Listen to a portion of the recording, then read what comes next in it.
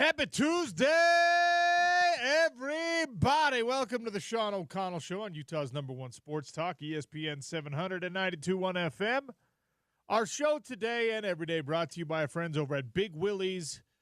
That's Salt Lake City Sports Bar. That's Utah's sports bar at 1717 South Main. They got the hot lunch going on all week, lunch specials every single day, gearing you up for the weekend of football. It is an away game. I bet most of you are not making the trip to Laramie, Wyoming. Perfect spot to watch that game. You might not even have the correct channel. We're going to be in the sort of semi-obscure world of Utah broadcasting on Saturday. So guess what? Big Willie's has you covered. They've got it handled. They'll take care of the food. They'll take care of the drinks. All you got to do is show up at 1717 South Main. Red and blue going on today. Jerem Jordan will be joining us a little bit later. Jeff Schwartz as well to talk about the weekend in football that, of course, now includes Monday night matchups. And a Monday night football matchup that featured two young quarterbacks at, I guess, different junctures because J.J. McCarthy, the last real competitive game, actual meaningful counts on your record game that J.J. McCarthy had played in was the national championship game a couple years ago. Got hurt preseason, and that's it.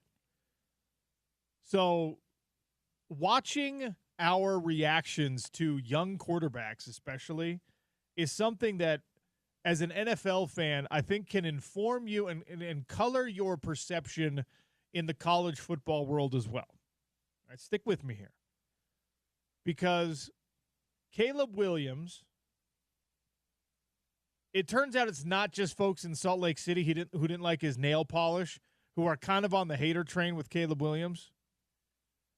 You pay attention to Twitter during any of his performances during any game that the Bears are playing, and there are plenty of folks who are ready to, with every mistake, absolutely write off Caleb Williams.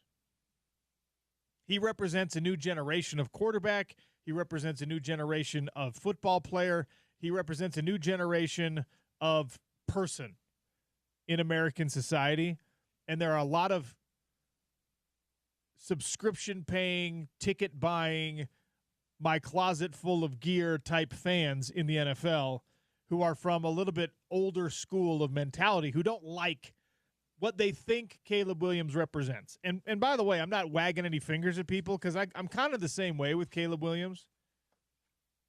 Having had the chance to interview him a couple of times, he's one of those very polished and impressive dudes that you wonder if any of it is genuine or if it's all coached. You know what I mean? That might be unfair, but I'm not one that over-indexes on fairness. All right? J.J. McCarthy, well, there's like a certified haters club for Caleb Williams. J.J. McCarthy, I don't know if it's a certified haters club, but there's plenty of doubters of the J.J. McCarthy thing. There are a lot of folks who thought that J.J. was a product of the coach, a product of the system, a product of the team that he played for, being hyper-talented.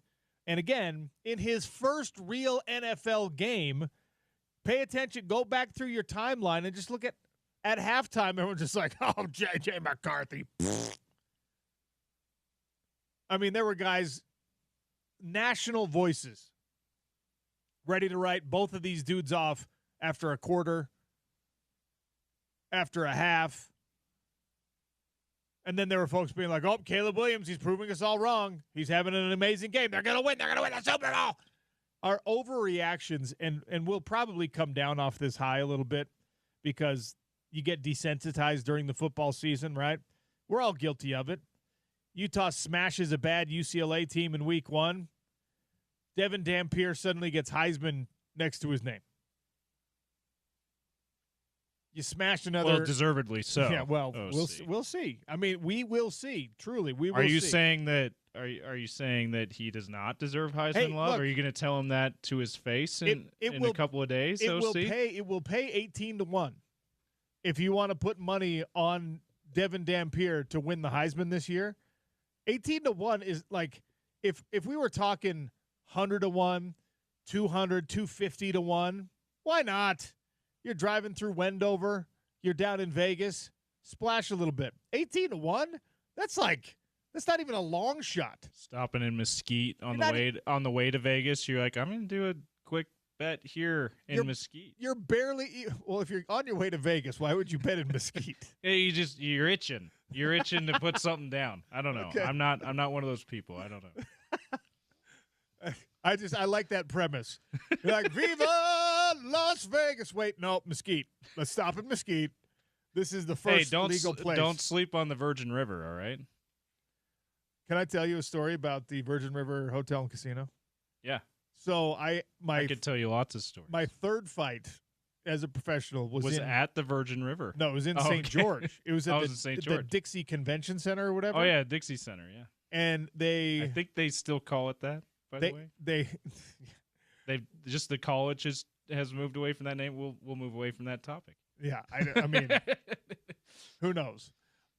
We were at the fights were there, but they had us set up to stay at the Virgin River Hotel and Casino, right?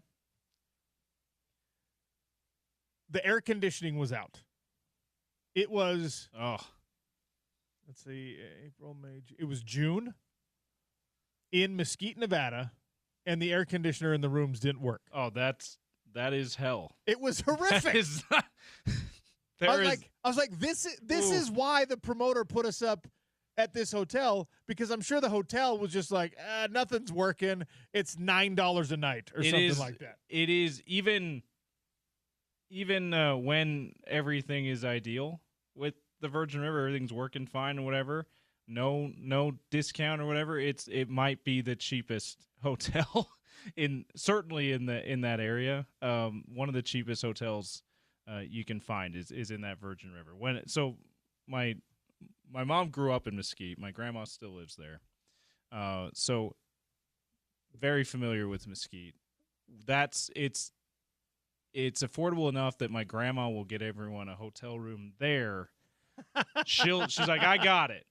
When there's lots of people coming in for something, I got the hotel. I got the hotels. All right. So it's always always the Virgin River. What you don't know is that your grandma is a frequent gambler. All right, is one of those people who's got like the player's card. Jesus, I cash in my rewards. Yeah, James, I'm cashing in the rewards on the Keno I've been playing. Anyway, Mesquite, you don't have to stop at Mesquite. If you're putting a bet on Devin Dampier for Heisman, it's like barely long shot odds now. 18-1 is like, I mean, you're in the conversation. So yeah. To get back to the point, we overreact to everything, and we're overreacting today. J.J. McCarthy accounted for 3 touchdowns in a comeback to take out a divisional rival, a Bears team that started the game. The first half of the game looked like, oh, look, Caleb Williams is comfortable. Caleb Williams is now an NFL quarterback. Caleb Williams maybe has some chemistry with Rome Odunze that we thought would develop last year. And the truth of the matter is, both of these guys can play football. As young quarterbacks, they're both pretty damn good. And we don't like Caleb Williams here in Salt Lake City. And it turns out across the country, there's a lot of people who don't like him. So we had this like begrudging, all right, fine. And with J.J. McCarthy, he has a half of football where the offense isn't clicking. In his first game as a starting NFL quarterback, the first meaningful game, and people are ready to dance on the grave. And instead, he comes out after halftime, self-possessed, plays well, and now people are crowning him. He's the next whatever. He's Josh Allen 2.0. Well, you know what? He's a Michigan quarterback, and he's a little underestimated, okay. So he looks a lot like Brady. He's the Tom Brady type.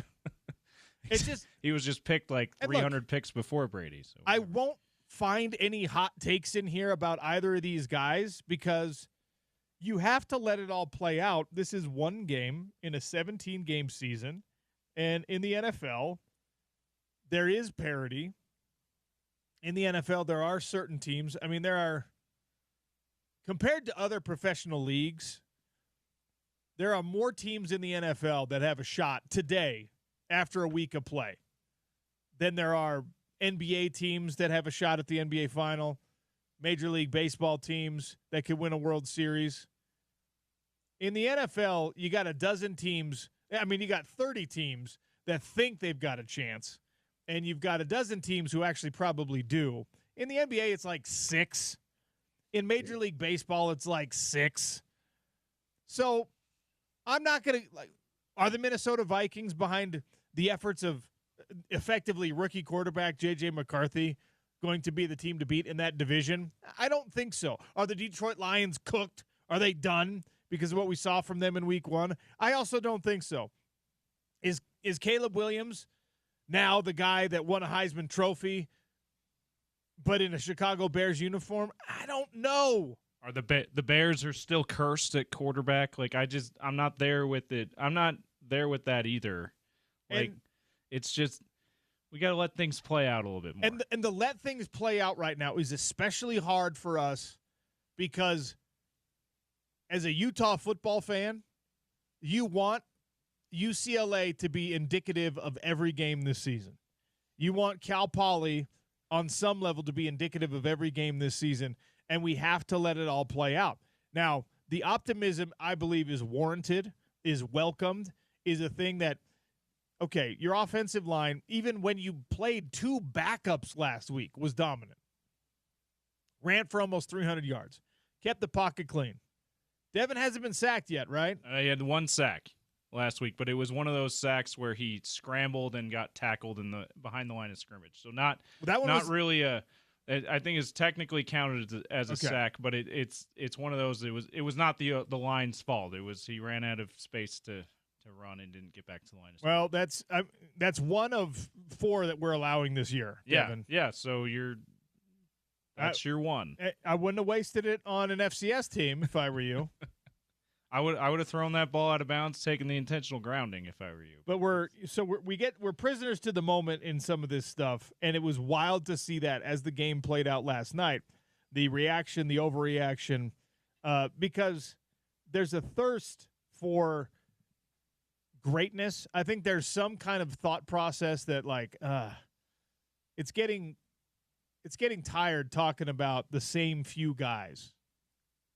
We want Joe Burrow to be firmly in the conversation. We want Aaron Rodgers maybe to be getting back into the conversation. Justin Herbert, are you there? Right?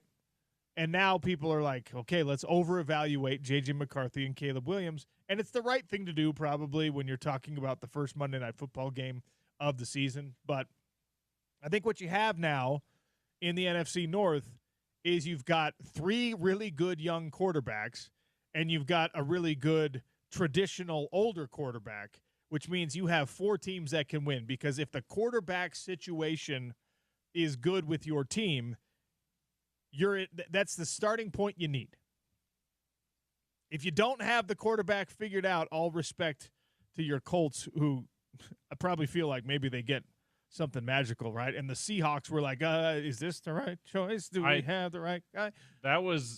That Colts game against the Dolphins was like about as perfect. I mean, the scoring on every drive, it was perfect in that regard, but offensively, but that's about as perfect as it looks, and I am still skeptical about the Colts team because sometimes the Dolphins look bad, number one. Number two, I don't believe it yet. And that was if I don't believe it after that kind of a game, I'm not sure I will until they actually make the playoffs and maybe win a playoff game this year. But that I'm just bracing myself for that being fool's gold, OC. I was listening to Scott Mitchell on Down and Dirty this morning, and he was talking about Brian Cox, and he was recounting some old stories and, the locker room sort of scenario with a guy like Brian Cox setting up bulletin board material against the Bills. Also, I love me some Down and Dirty. I love Scott Mitchell. The 49ers fan in me yelled at the radio when he said that Bills-Dolphins was the best rivalry in the NFL in the 1990s. Really? I literally yelled at my radio. I was driving in. I was getting ready to park, and he said that. And I was like, no, Scott, it was Niners-Cowboys. Come on. The Niners fan in me can't allow someone to say that the best football rivalry of the 90s was Bills-Dolphins. That makes me go, no way, because that you just don't ever hear about that nowadays. But if you really think about it, I mean, they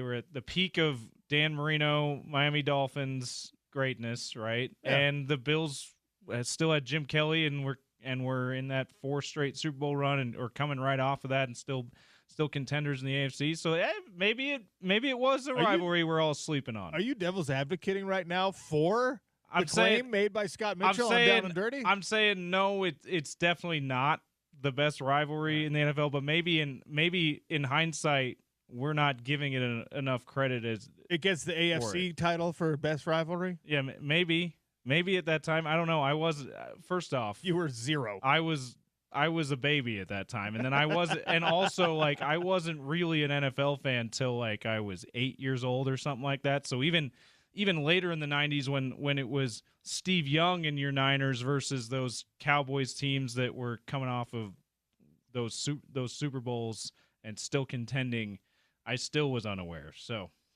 all right, I got a couple questions that I wanted to put out, or that I have put out on Twitter, that I want people to weigh in.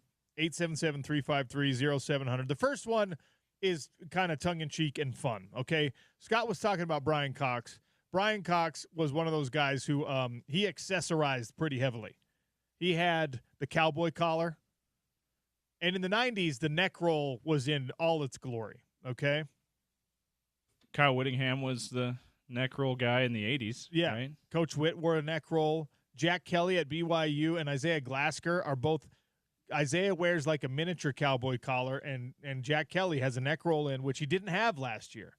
And it's glorious. It's coming back. It's absolutely glorious. Actually, when you look back at some of the great eras of BYU football, especially, those were neck roll guys. The glory years of BYU football, like offensive line, those were neck roll offensive linemen. My sophomore and junior year of high school, neck roll. I feel when you're a high school player, it adds 40 pounds to you if you're wearing that neck roll. You look so much bigger and more intimidating. Swole. I feel like there's a promotional opportunity at LaVelle Edwards Stadium. Get a sushi vendor and sell the neck rolls. No, you got to get like the Lion House to sell neck rolls. Yes, there it is. They're famous for their rolls, you know. That's the one. And you just asterisk on the front. It's actually a neck roll today. I was thinking California roll. You made it much better. You gotta go like make them in the shape of a neck roll. Yeah, which is effectively just a croissant. Yeah, but that's what the Lion House is famous for, right? Oh, the rolls. The rolls, absolutely. It's the only thing that's good. Anyway. The start bench cut for today is the football accessories, the extra cool football accessories, okay? So neck roll's one of them. Neck roll, visor, you know what I'm talking about. The helmet visor. LT as in LaDainian Tomlinson LT made the like shades dark visor very cool. Our guy Weddle wore a visor for a long time, right? LT's teammate. So and there you go. So and then I was struggling to come up with a third one because everyone and their dog wears gloves. Gloves don't count. Yeah, gloves are like a helmet.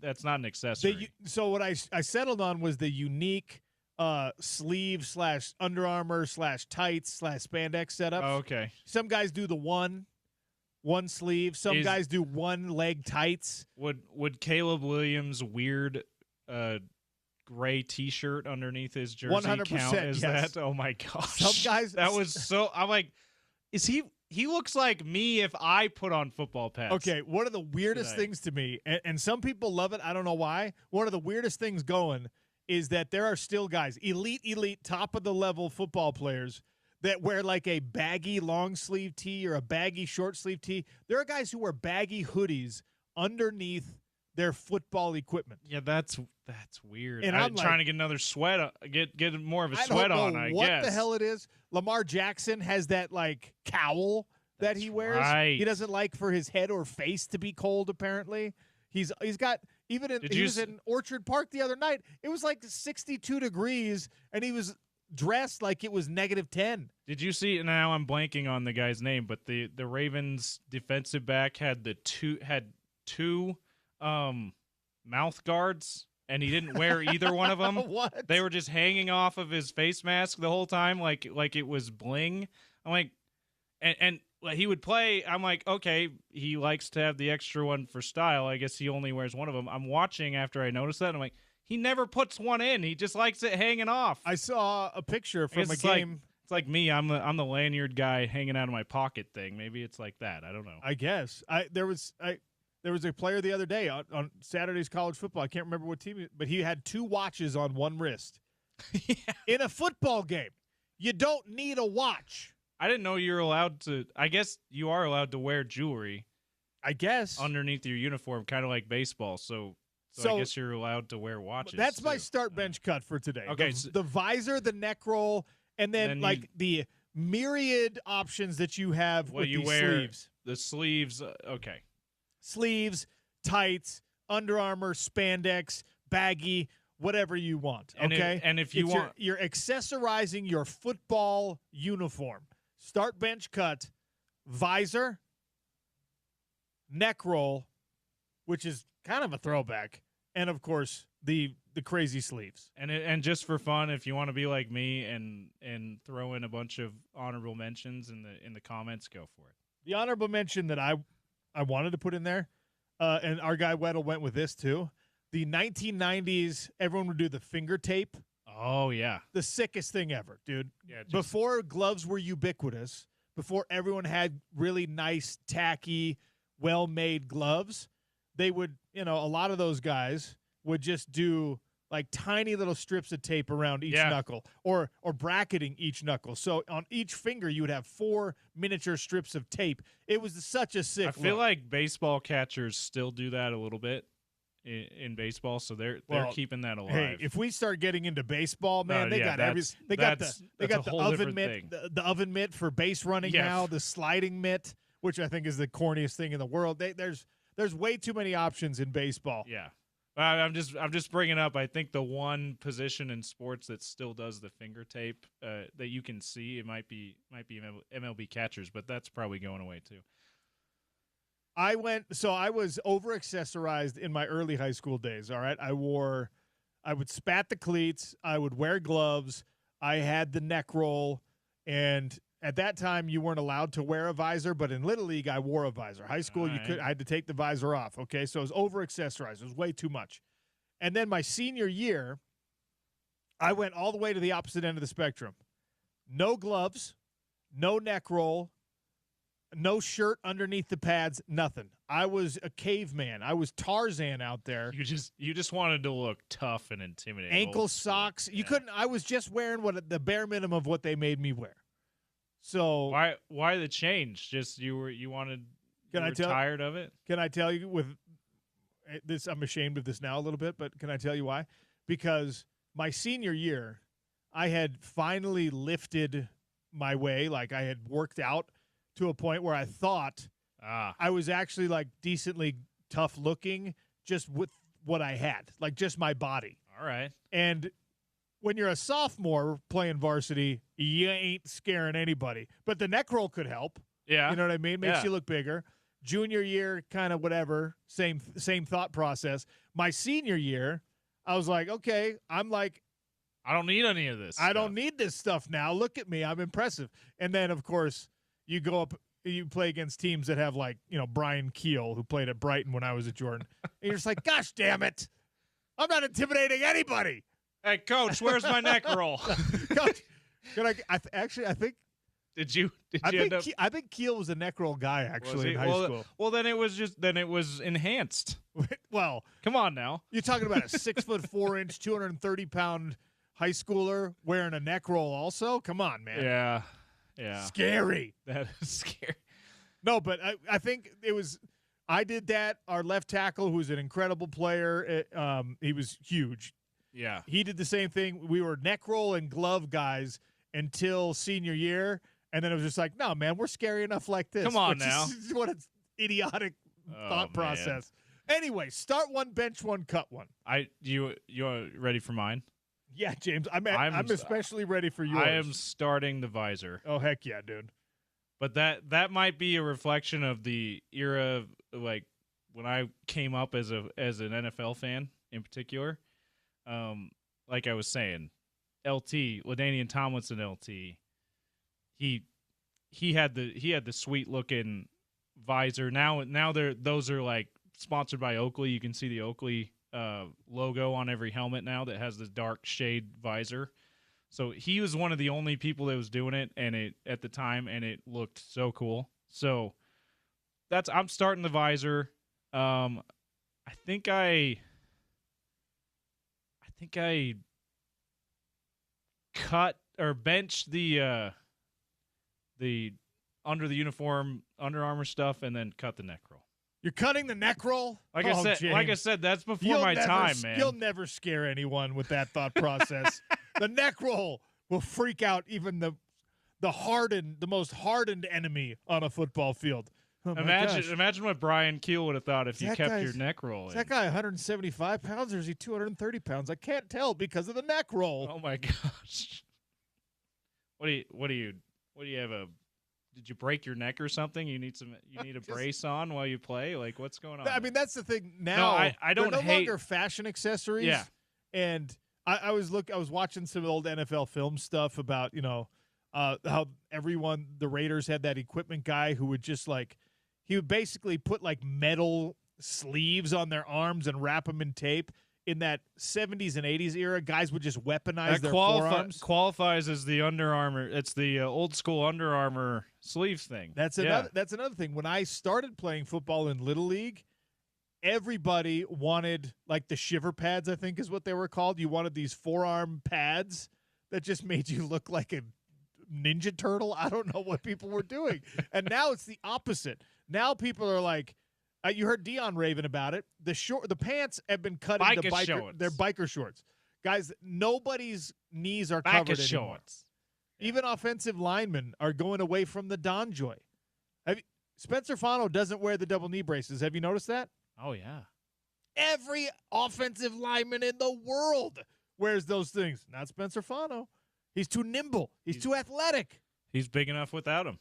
He doesn't need the extra pad. Exactly. Yeah, so I'm not saying it's a bad look. I'm just saying I probably don't appreciate it as much as people like you, football fans that are a little bit older than me or just longer than I have been, that when the neck roll was fashionable, the other stuff was a lot more fashionable when I was growing up. Now, Mike Allstott, though, he was a neck roll. He was the neck roll guy in when I started watching football. It was like that, and just barreling through people. Now imagine Mike Allstott without that neck roll. Yeah, not as intimidating. And by the way, Mike Allstott, he was huge. He was a tank. Yeah, he was 260 pounds of muscle, but with that neck roll, he might as well have been a D tackle. I love that he was the last fullback who actually got the ball handed off to him. The last fullback who they actually used in an offense? Yeah. Besides for block, it seems like at least for a few years after he was gone, they still had the fullback blocking and a little bit of the I formation thing with the fullback. But Allstott was the workhorse running back at the fullback position, which was amazing. Dude, when they had Warwick Dunn and Mike Allstott in Tampa Bay in the new uniforms, the Thunder and Lightning situation going on, they had the new stadium with the pirate ship, and Derek Brooks was the leader of the defense. It was Hardy Nickerson had kind of handed off the torch. That was a special time for Tampa. It was. And got a Super Bowl out of it. Let's see. Love the neck roll, but I was a DB, so not for me. Start visor, bench sleeves, cut neck roll. Are unique chin strap sweatbands still a thing? Dude, the chin strap sweatband. You would put That's right. You would put a sweatband, a little padding around your chin strap, your plastic chin strap. It was the best / worst thing ever. I mean, all this is definitely for looks is a big part of it, but function. But some of it, that seems to be I just want a little padding under there too. Youths for Life says start visor, bench the Under Armour sleeves, cut the neck roll, which is hard because I wore one. Yeah, I mean, cutting a neck roll when in your glory days it made you look like you were at least one position group larger. Yeah. Than you actually were. In fighting terms, you were one weight class bigger than That's you are. exactly with right. that. I want to see a defensive back don the neck roll. Dude, I'm Googling. Now that this texter said I couldn't do it because I was defensive back, like, now I want to see what that looks like. It feels like maybe Steve Atwater or Tim McDonald or somebody like that wore one at some time. I don't know. There had to have been like a smaller neck roll for defensive backs, right? That's actually interesting because that, like, the Glasgow one is this tiny little cowboy collar, and the Jack Kelly one is a very subtle neck roll. It's not like a full all stop, but it's there. Yeah. And you know what, Jack? You look a lot scarier now. You do. I don't know if you get that scoop and score in week 1 without the neck roll. I don't know. Or was that the blocked field goal? How about this one? My bad. Start the flak jacket, bench the neck roll. So 4909 is adding the flak jacket. I can't believe you want the flak jacket. The flak jacket is possibly the worst look in all of football because what it is it takes the bulk added to your shoulders by shoulder pads, and it extends it all the way down to the middle of your torso, so you're just a barrel. The flak jacket is a bad look. The most intimidating barrel you've ever seen. I don't like that. The loose sweater underneath is just crazy. That's getting cut. Start the mismatching sleeves, bench the visor, cut the neck roll. I always feel like they're going to break their neck if they were – which is, I think, the opposite. Oh, man. Ooh, the back plate. Yeah, the back plate from 4909 and then 6754. The back plate, that actually, they only gave the back plate to, like, good running backs, special wide receivers. So if you had the back plate flapping underneath, that meant you were a good football player. Yeah, you were the best guy on the team. You probably also had a visor, if we're being honest. It was like your own mud flaps. There's a little back plate, yeah. 0196 starts the visor, benches the sleeves, cuts the neck roll. What's scarier than Ray Lewis in a visor? I'll tell you what's scarier. Ray Lewis in a visor and a neck roll. With a neck roll. 877-353-0700. Keep them coming in. Well, I have a more salient question, a more important question next that we want to talk about. It pertains to this Utah football offense and the stated goal every single week. And I know it's only been a couple of weeks, but every time somebody is asked, what improvement do you want to see? What do you need to see? What did you like best about this performance?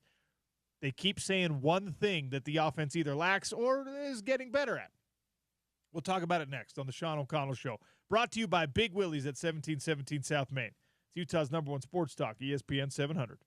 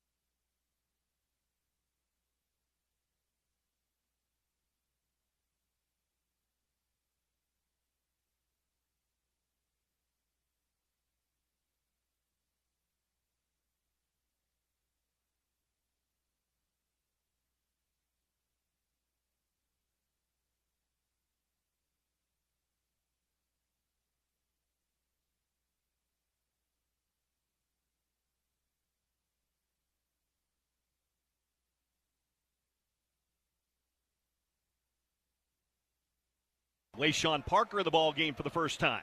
3 receivers flex to the right, 1 to the left-hand side. Dampier's going to pass in the flat. He's got Parker. A lot of room to run. 40, 30, 20. They're not going to get him into the end zone. He goes for a touchdown. Welcome back to the Sean O'Connell Show. 52-yard touchdown on a quick little pass. It was catch and run. Bill Riley on the call. That sound courtesy of the Utah Sports Radio Network. 63-9. You know the win over Cal Poly, and now it's on to Wyoming. Kyle Whittingham at postgame shared some funny memories, or I guess it was in the press conference, shared some funny memories about time at Wyoming, and I'm sure they'll get more into that on the Bill Riley Coaches Show. Kyle Whittingham Coaches Show with Bill Riley, I should say. That happens tonight. And you know what? I think that this Wyoming team is going to be a stiffer test than what you had against Cal Poly, but I also think it's the kind of game that because you're on the road, because you didn't perform flawlessly last week, which no team ever does, of course, you're probably going to get a more a more dialed-in version of this Utah football team, I think, in Laramie. What I wanted to talk about today, though, was an aspect of offense that, you know, we're spoiled right now because this Utah football offense looks different, looks better, looks more interesting, more fun, more productive than what you've seen the last couple of years. And I have died on the Coach Ludwig Hill many times on this show, and I love Jason Beck. I love the Jason Beck effect so far on this team. I think that Coach Lud was an offensive genius. It was a different style of offense. It was something that you needed a Cam Rising type player to push it over the top. You needed a Tyler Huntley who was experienced to push it over the top. I think that this is more of a plug and play. I think Devin Dampier is a special talent, and I think Bert Ficklin could be one. I think that it requires a little bit less it demands a little bit less of your quarterback and of the surrounding personnel to try and execute this offense at the highest level. Now, when you're asking these coaches, hey, what do you still need to see? What do you want more of? What do they say? Explosive plays. Chunk plays, yeah. Everyone wants more explosive plays. And yes, obviously. But if you have to have just one thing, if you have to have one aspect of your defense, do you want it to be a takeaway defense, or do you want it to be a you can't move the ball against us defense? If you want all of it, right? You want to get greedy, and you want every characteristic that translates to wins to be part of your football team. But if you're coaching offense, if you're Jason Beck reporting to Kyle Whittingham, and you're Kyle Whittingham trying to help your new offensive coordinator, and you're Jim Harding helping out with the game planning, especially with the run fits. Everyone knows we want more explosiveness, but will you sacrifice efficiency for explosiveness? And I know it's not always that trade-off. There are teams in the country that find ways to do both. Those teams are called the Ohio State Buckeyes. When I think that Utah as a defense, you brought up the defense as your analogy. Utah's defense is one that's capable of doing both. Now you're talking about, is your offense capable of doing both? It's interesting. And if not, what would you want more? Because Utah's defense is capable of doing both. Utah's defense last year was a really good defense that didn't do both. Yeah, didn't do both. And they were not an explosive game-change takeaway defense. They were not a big negative play, sack your quarterback, tackles for loss defense. What they were was a very, straightforward, you're going to have a hard time moving the ball against us. Yeah. That's what we're good at. You're trying to get behind us, we're going to keep you in front of us. Yeah. And if they had an offense that was giving them even an extra 10 minutes of rest a game, an extra 6 minutes of rest a game, you probably would have seen an even better version of that. But BYU's defense last year was the opposite. BYU's defense last year was I'm going to steal the ball from you. I'm going to create turnovers. We're going to rely heavily on havoc plays. And they were also really good at just stopping you. But the havoc plays were really the characteristic of that defense. And again, you want to have both. We're existing in a video game world where you're playing create a team and you're like, all right, I got 150 points to distribute on explosiveness and on efficiency. How do I want to split this up? Do you go 75 and 75 and just go right down the middle so you're like C+ explosive and C+ efficient? Or do you say, I want the most efficient offense in the world right now. I'm going 149. And then you need the explosive plays to be how many you get. That's just extra. And I think using your defense, your analogy for defense there, like the 2022 USC Trojans, the first year with Caleb Williams, his Heisman year, that they were the flashy, we're not going to really stop you very much on defense, but we're going to get a lot of takeaways. And those teams win a lot in the regular season at any level. They don't win very much in the playoffs or in when it comes to that era of college football, the conference championship games, the big time bowl games, if not the college football playoff. Those teams tend to lose the first chance they get where they're playing the best team in their conference, the best team in the country, one of the best teams in the country, as we saw at the end of that season with USC. Well, Utah's team that year was a efficient defense that also got a lot of explosive plays. They had best of both worlds, but they were a lot more efficient defense than that Trojans team, and they blew them out of the water, right? Because the offense was also very efficient. So I think you're right. You'd rather have efficiency if you can only have one, but it feels like you can. The explosive plays are so exciting, and they give you lots of energy and all that stuff, and makes you feel really good. And if you can get a handful of those with an efficient offense or defense, you can really. It seems like you can really level up. I would rather see. It's a weird thing to say because week one showed us like, hey, there could be some sexiness here. All right, I would rather have this be, and I talked about it yesterday. There might be one offensive star on this Utah football team this year because everyone else is just going to be like, you get 65 yards a game, you get 3 touches for 48 yards and a touchdown in this game. But there's 6 guys doing that instead of one guy filling up a stat sheet. And we're talking that about is a lot less exciting from a fan perspective. It truly is. And because we're want talking to be about able just to say, offensive players when you say that too. Maybe the same with defensive players. Maybe there's 6 different guys. Just kidding. You want to be able to say, hey, man, this guy, like, he's the best tight end in the country. Like, you go back to the Pac-12 championship years, you couldn't – there was a strong case to be made that Dalton Kincaid deserved to be the best tight end in the country or to be in that conversation in a way that people didn't want to put him there because it was more of like a one-year outlier and Brock Bowers existed. So everyone was like freaking out. And the Notre Dame was Mayer. Michael Mayer was also awesome that year. You know, there's years when you're like, well, Zach Moss might be one of the best running backs in the country. We love that. Oh, Nate Orchard is the best pass rusher in the country. I mean, that was statistically, it was him and Hauli Kakaha that were battling back and forth all season long, right? We love that.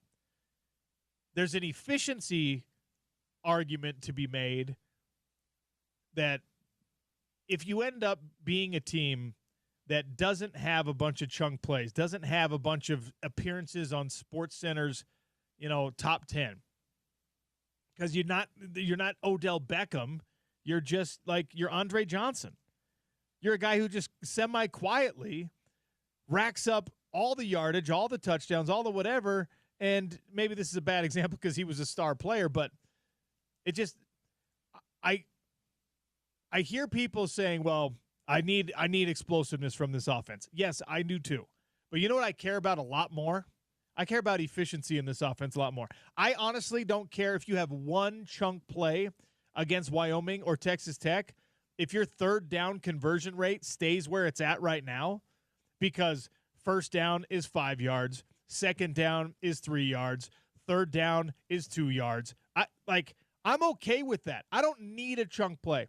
I'm fine if this Utah offense can build 10-minute drives in 4 different quarters. As long as they're getting 30 points or more a game, 30 to 40 points a game or more. If you do the 10-minute drive thing, it's almost impossible to do that. You're not doing that, but like not every drive's going to be 10 minutes, but like if they show what they've showed, the Cal Poly game they had plenty of explosive plays, but that's an FCS opponent. But like if they showed what they showed against UCLA and only one of those drives was crazy long, but not a ton of explosive plays, right? Like that's good enough. Like that got you 43 points. Like if you're that efficient in the scoring column, especially OC, like, and you didn't get many explosive plays, I honestly don't care.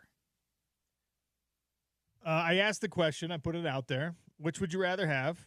It's a poll. Would you rather have explosiveness or efficiency? Right now, efficiency is winning. Braden on Twitter says efficiency, or better yet, consistent efficiency is better, but a lack of explosiveness can hurt your efficiency, in my opinion, and that's absolutely 100% true. You have to look no further than last year's offense, right?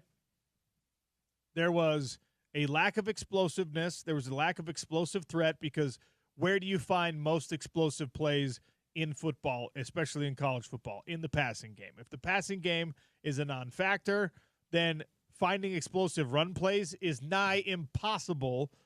Defenses can stack the box. So, yes, you're right.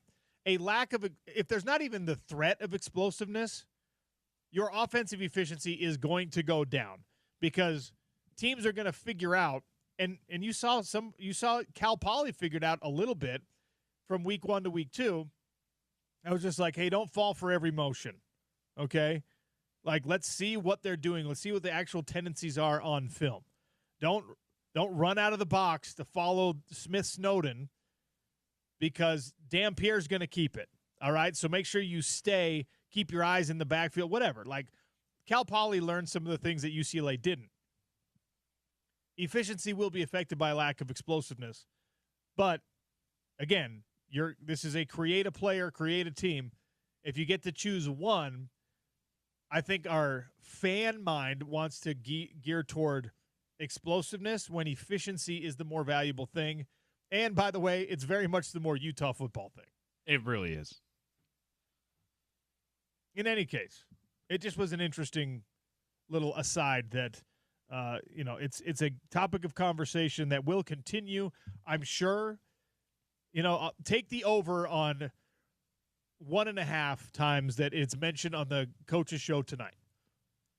And Witt, the thing about Witt and the Utah coaching staff and their side of things here is they're in a position where they're like, we're going to try to have it all. Well, yeah, of course. They want it all. They want offensive efficiency. They want 5 yards of carry on the ground every game from every player, and they also want Tobias Merriweather, and they want 36-yard catches Davis from Tobias Merriweather, like we saw against UCLA. And they want Witt very specifically wants Jackson Benny to be the guy that's explosive in the offense, which is okay, fine. They're very clearly impressed with his speed. I think that there are other players who can do that for you. I think that Nate Johnson is one of those guys. But, again, they're seeing it in practice. Yeah. That's why, again, Benny is going to be the dude. He's going to leave the University of Utah as a legend. He started as a walk-on, and his name comes out of coaches' mouths more than almost anyone on this team. And there are All-American caliber players on this team. They say Jackson Benny more than they say Spencer Fano. They do. That's bananas. He's going to leave Utah football a legend. Watch. He's going to be this generation's Britton Covey. Is he junior, Jackson, or is this going to be his last season? I thought he was a junior. Okay. So he's got this year to be that breakout year and next year to build on it. Yeah, he could absolutely do what you're saying based on the amount of shine he's getting from the coaches so far, and the plays that he's made on both sides a little bit. He had that long catch against UCLA, and then the pick six and the pass breakups last week. Absolutely, should have had three picks, Jackson. Okay, I'm going to start getting hard on you, bud. Oh, Jackson's only a sophomore. He's That's only right. a sophomore, so he's got redshirted. He's got 3 years then. Okay, all right. Unless he has really good year this year or next, and he leaves early. Let's not get crazy. Got to take a break. Hot lunch is coming next. An actual hot lunch. I have a sunshine burger from Big Willie's. That's why my mouth has been watering. We'll talk about it in 3 minutes on the Sean O'Connell Show. ESPN 700, 92.1 FM.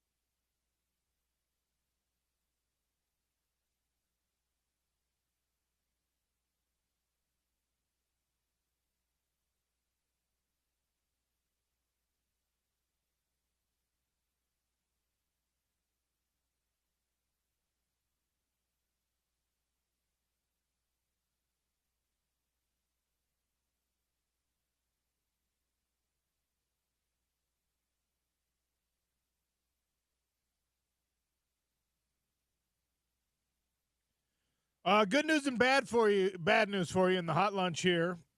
The good news is lunch special today at Big Willie's, 1717 South Main, is absolutely phenomenal. Sunshine burger, perfectly grilled burger patty, lightly toasted bun, fried egg, generous heaping portion of bacon, and guess what else? crispy hash browns right on the burger. Excellent. Side of fries, side of veg, side of onion rings, whatever you want. Always fry sauce. We live in Utah, people.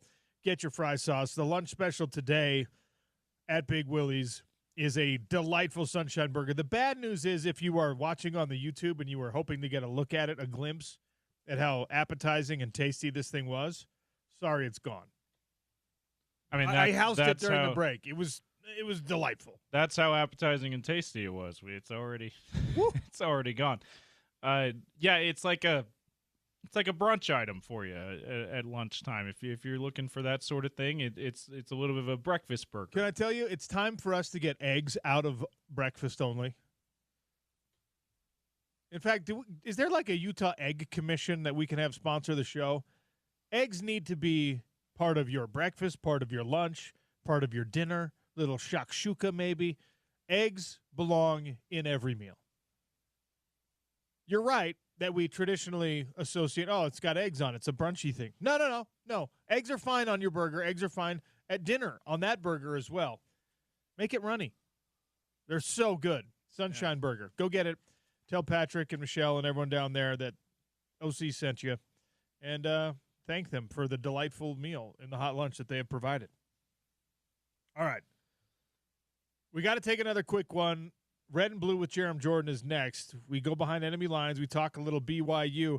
He's going to have to answer the start bench cut visor, neck roll, or, spandex sleeves, unique setup there, because BYU might be single-handedly attempting to bring the neck roll back. Well, and he's got to help us get Lions House neck rolls in Lavelle Edwards Stadium too. That's right. Absolutely. Sean O'Connell Show on Utah's #1 sports talk, ESPN 700, 92.1 FM.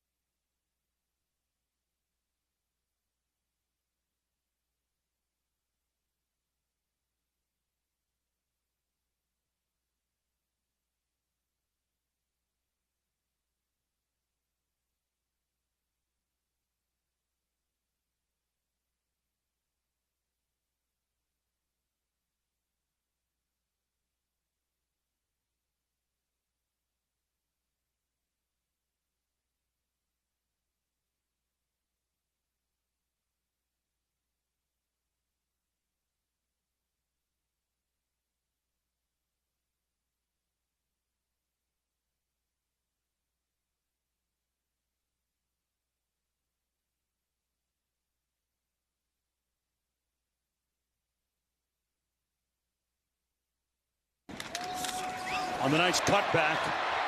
Touchdown Cougars, Moa. Using a little over 2 minutes on the clock. Bear to Sione, giving you Moa.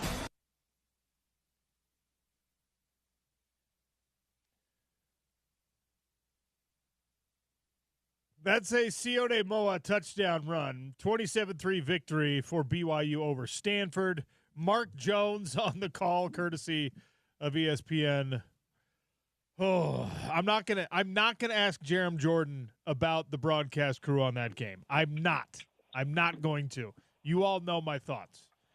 But we are going to talk some red and blue. Jerem Jordan, kind enough to join us from behind enemy lines, so to speak. Jerem, welcome again. How are you? We lost to Moa. What's up, Sean? You know what? I think that people don't the people that listen to my show at least don't want Moa of BYU. This is look. This is very clearly a really good team, especially on the defensive side of the ball. Is this a better defense than what Jay Hill put on the field last year? TBD, because they need to play more power fours, and Stanford is not at their finest at the moment. But it's hard to say that they aren't looking unbelievable right now. I mean, 3 points allowed in 2 games, 7 rush yards per game, 7, not per carry, per game.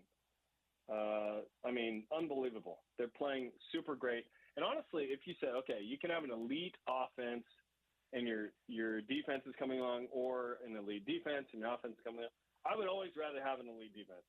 And I think this is what has made Utah so good for so long, is they were always in these games, and sometimes your offense just needs to do enough. And elite special teams. BYU has that too right now. I think, Parker Kingston has fumbled in back-to-back games. Outside of that, and they recovered one of those, they've blocked a field goal and returned it. They've had a 50-yard kick return. They've had a 44-yard punt return. They've had a 56-yard field goal. Will Farron's on fire right now, best field goal kicker in the country. That's the way. And the offense, I think, is going to come along really nicely. They've done some good things. Can they be better? Absolutely. But, I mean, yes, BYU is, to me, on schedule to be 8-9 wins, maybe better. We'll see. We need to see them play some more games. But so far, so great. Everything is TBD on everyone, really, so far. Absolutely. Yeah. So as we approach this next question with that in mind, that it is TBD, Bear Bachmeier, is he the right call? Is he the right guy? Obviously, he's a freshman. There's going to be some growing pains. I don't think he's been bad. He hasn't been revelatory either. What do you think of Bear? He has 6 touchdowns in 2 games and no turnovers. I think that's really good. Frankly, we probably would have wanted something similar to Jake Retzlaff, frankly. 63% passer, 149 efficiency, 7.1 yards per attempt. I think those are pretty good numbers for a true freshman. I'd love to see him in his non-sack carries a little more effective. Hasn't kind of broken out yet. 14 carries for 40 yards, about 3 yards a carry. But scored 3 rushing touchdowns, passed for 3 rushing touchdowns. I'd also like to point out that just Aaron Roderick inherently, he is aiming to win the game. He is not aiming to, pour it on. He wants to just get out healthy, do what he needs to do to win, and then move along. He is not looking for a ton of style points there. I know fans and sort of media seek that. Why wouldn't you do that? And so on and so forth. It's just kind of a different mindset. And so, yeah, I think we'll see this offense continue to expand. And, against Stanford, walking out, hey, 27 points, would have loved, 40 there, 45. But the BYU offense had some untimely penalties. One took a touchdown off the board, and then the other 3 were on third downs. There were some drops. And so I think Bear's doing just fine. I think the offense is good. Do we want them to be very good or great? Yeah, absolutely. And there's plenty of room and time for that. Bye week this week, and then a big game with East Carolina, who throws for 373 a game right now, coming up next week. LJ Martin, I think you and I have talked about LJ all offseason long. I think this offensive backfield for BYU, I like Sione Moa. I hadn't known anything about Damuni really at all, and obviously LJ Martin is, I think, going to be the bell cow there, is a guy who's capable of having a 200-yard day or just 700-yard days in a row for this BYU team.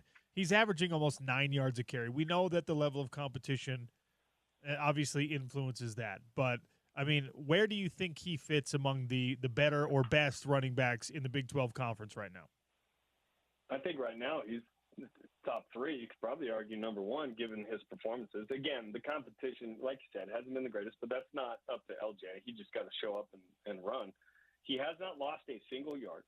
He has ripped off 3 runs of 44-plus, which we didn't see a single time last year, by the way. Long was 39.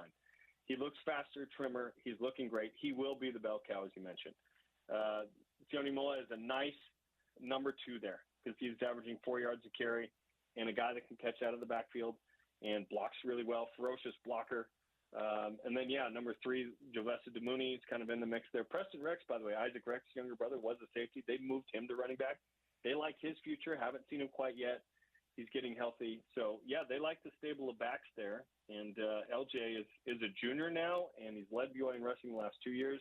No one has led BYU in rushing all 4 years ever. He has a great chance to do that.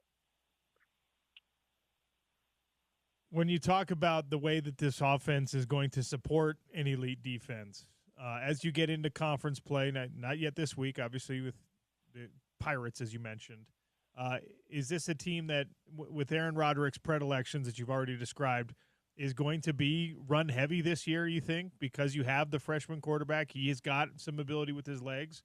I like the wide receiving core at BYU, but if you're risk averse and you think your defense can win you some games, you might index towards running, and which is hilarious to me because I've said it many times, BYU football is just now Utah football, and both fan bases kind of hate that, but that's what it is.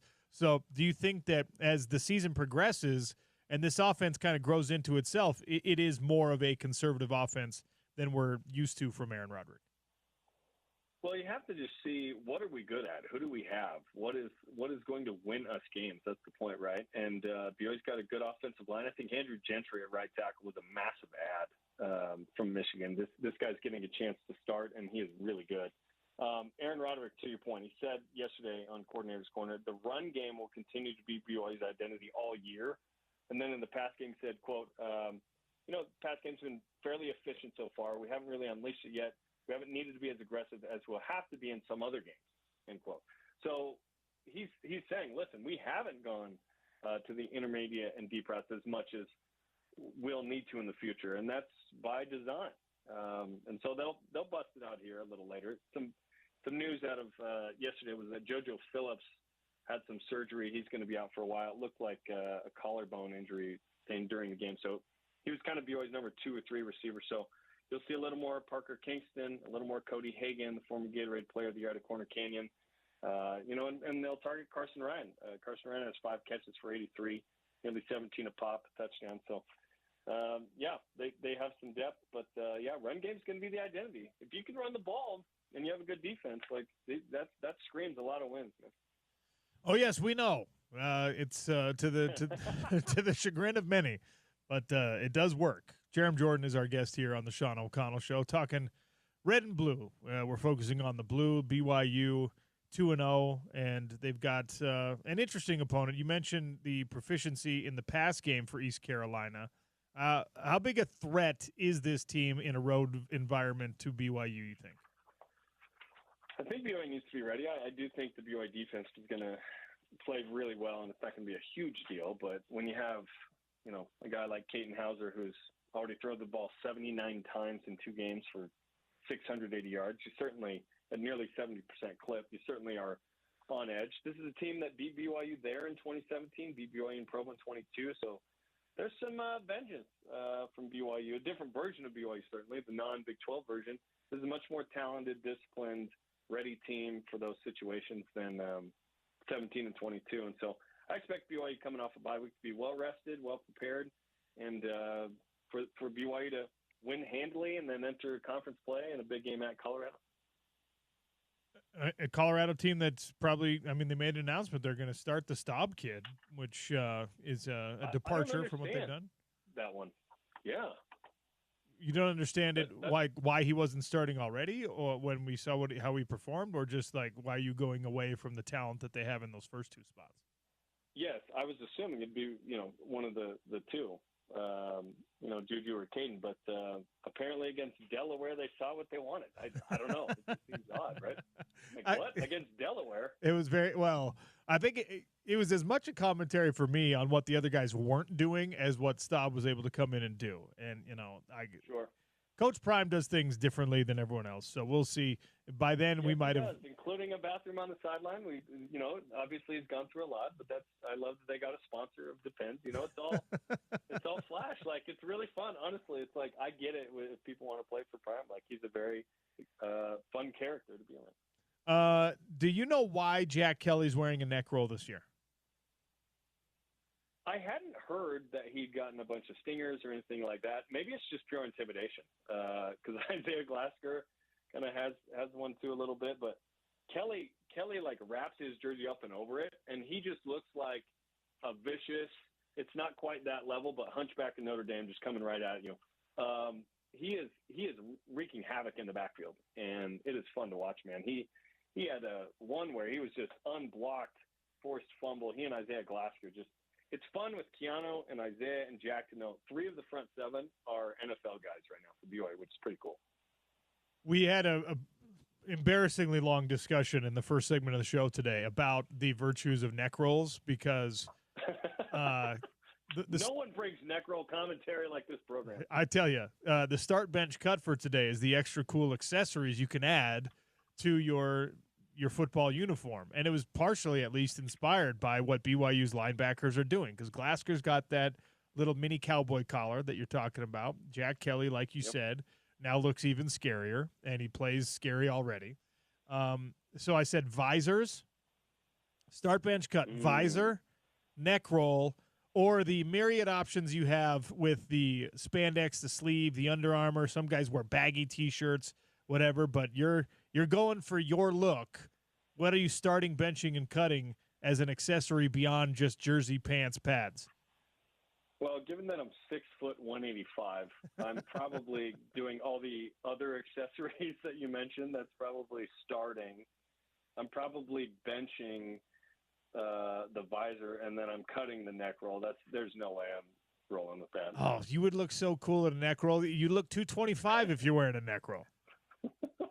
I'd have to be waking up in the middle of the night, pounding all those PB&Js and protein, getting all nauseous. No thanks, bro. Yeah, we spent a lot of time talking about, like, in high school. I don't know when you graduated high school. I graduated in 2002, so I guess that would have made Hey, me too, bro. Copper Hills. All right. Wait, Copper Hills? You were a Copper Hills guy? I'm a Copper Hills boy. Class of 02? Oh. Yeah, dude. That makes me boys basketball. That makes me really, really sad because Copper Hills was a bad team and they beat us my senior year. So that was a bad night. And where'd you go again? I went to Jordan. I was a Jordan High beat digger. Oh, you went to Jordan. Yeah, we didn't win a lot that year, but Smith had us going. Beat us, though. Oh, it was a sad, sad night. Oh, it hurts me. Was it Smalls was our quarterback? We'd always yell, "You're killing me, Smalls." We just ran. We started running a spread later, but yeah. Anyway, I'll tell you. You know what was the worst part about that? Let's go. You know what the worst part about that whole thing was? So that weekend, we played Copper Hills on Friday night, and on Saturday they were filming an episode of Touched by an Angel. Touched by an Angel. I remember. They brought in extra lights and everything. And yes, so we were like, "Oh, this will be fun," because on Friday night we're gonna smash Copper Hills, and then on Saturday we all have to come back, and they're gonna like film these scenes of Touched by an Angel. And instead, we lost to Copper Hills.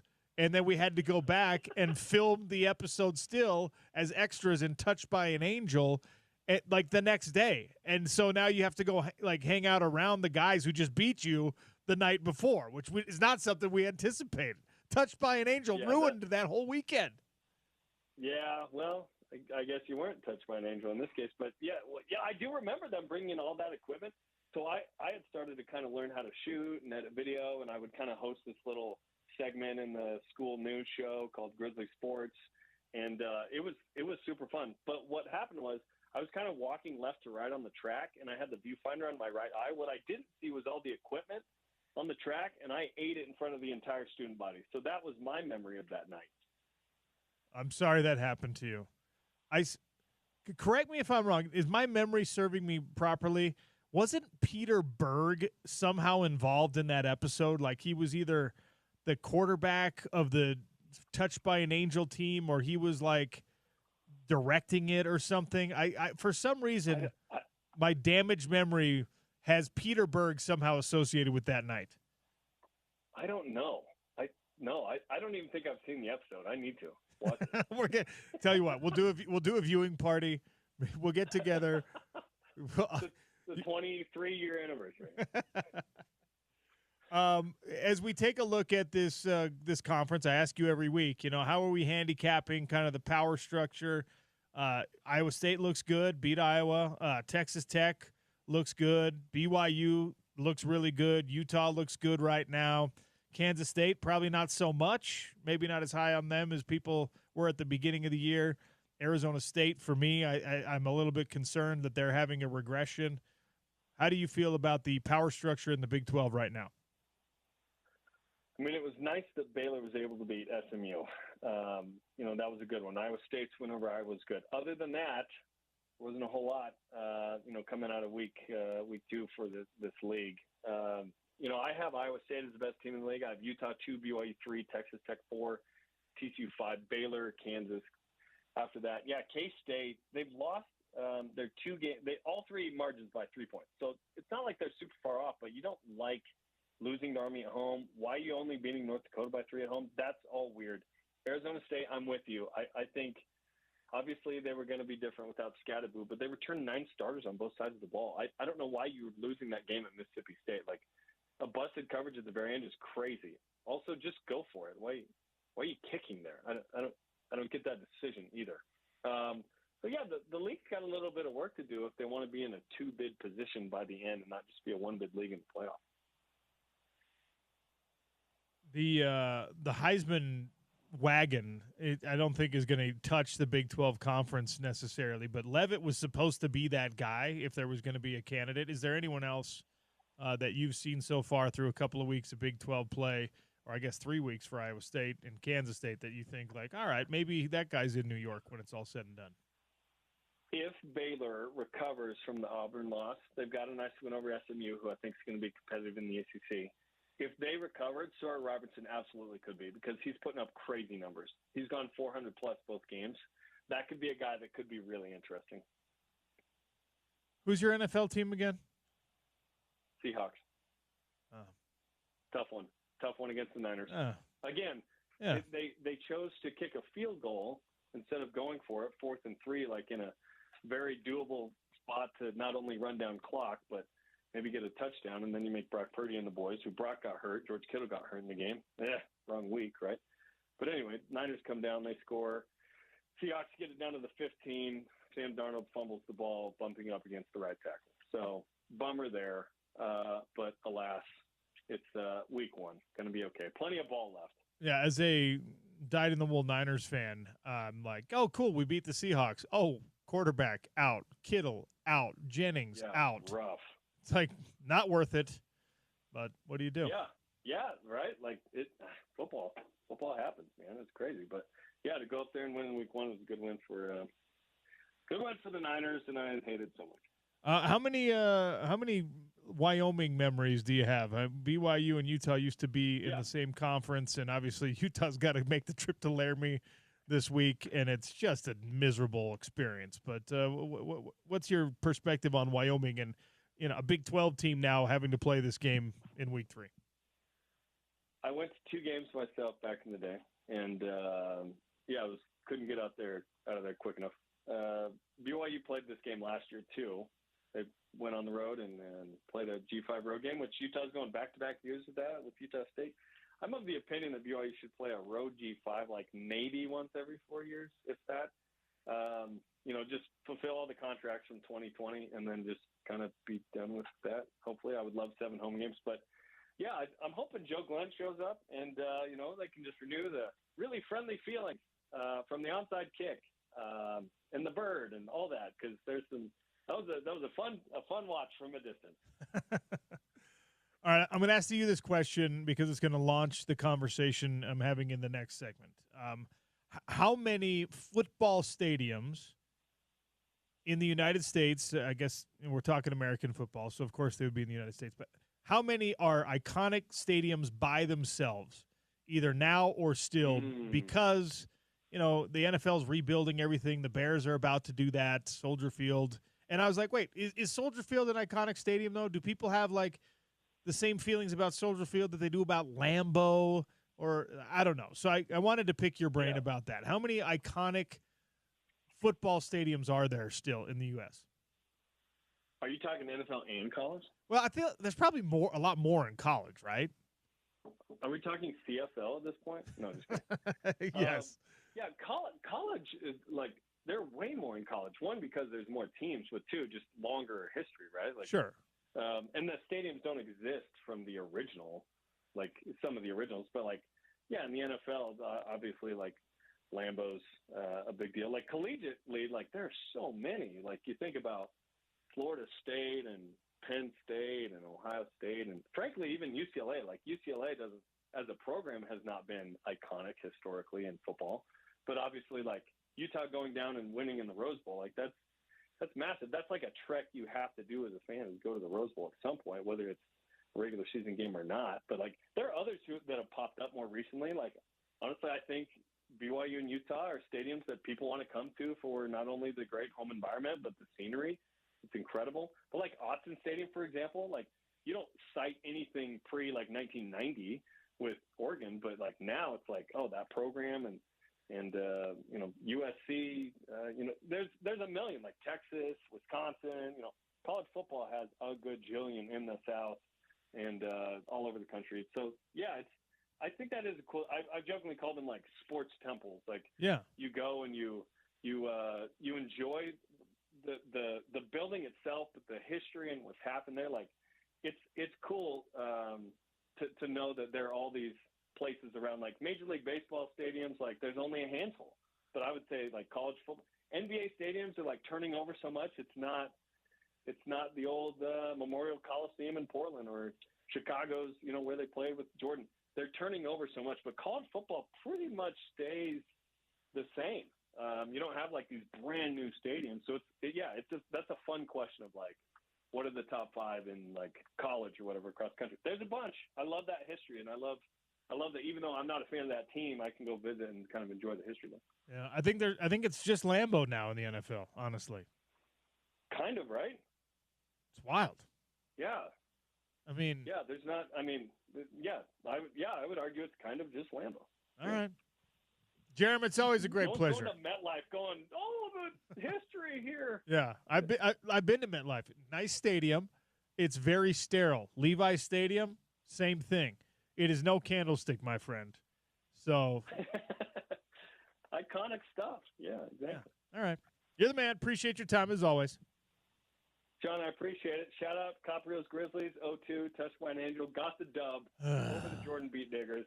Take that, Sean. I don't have a lot to hang over you, but take that, Sean. It was terrible. And now I'm triggered, and we're canceling the conversation next week. Goodbye. Ruined. It's a bye week for me next week. Peace out. Oh, Jeremy Jordan. Big thanks to him for joining us. Yeah, that did happen, by the way. So, touched by an angel, my wife's uncle, who unfortunately has passed, but he was one of the producers or directors of Touched by an Angel. So he was probably one of the people there filming that episode that you now hate. I got to look up. I got to confirm or deny my own suspicions that somehow, some way, the football episode of Touched by an Angel, most likely to succeed, originally aired November 10th, 2001. So that not long after they filmed it, because that was the year 2001. It was probably an October game. So that was a quick turnaround, Touched by an Angel. Daily Dump is coming next on the Sean O'Connell Show, and we will talk about that. Soldier Field is going away. Is that the second to last iconic NFL stadium? We'll talk about it in the Daily Dump. Utah's number one sports talk, the Sean O'Connell Show on ESPN 700 and 92 on FM.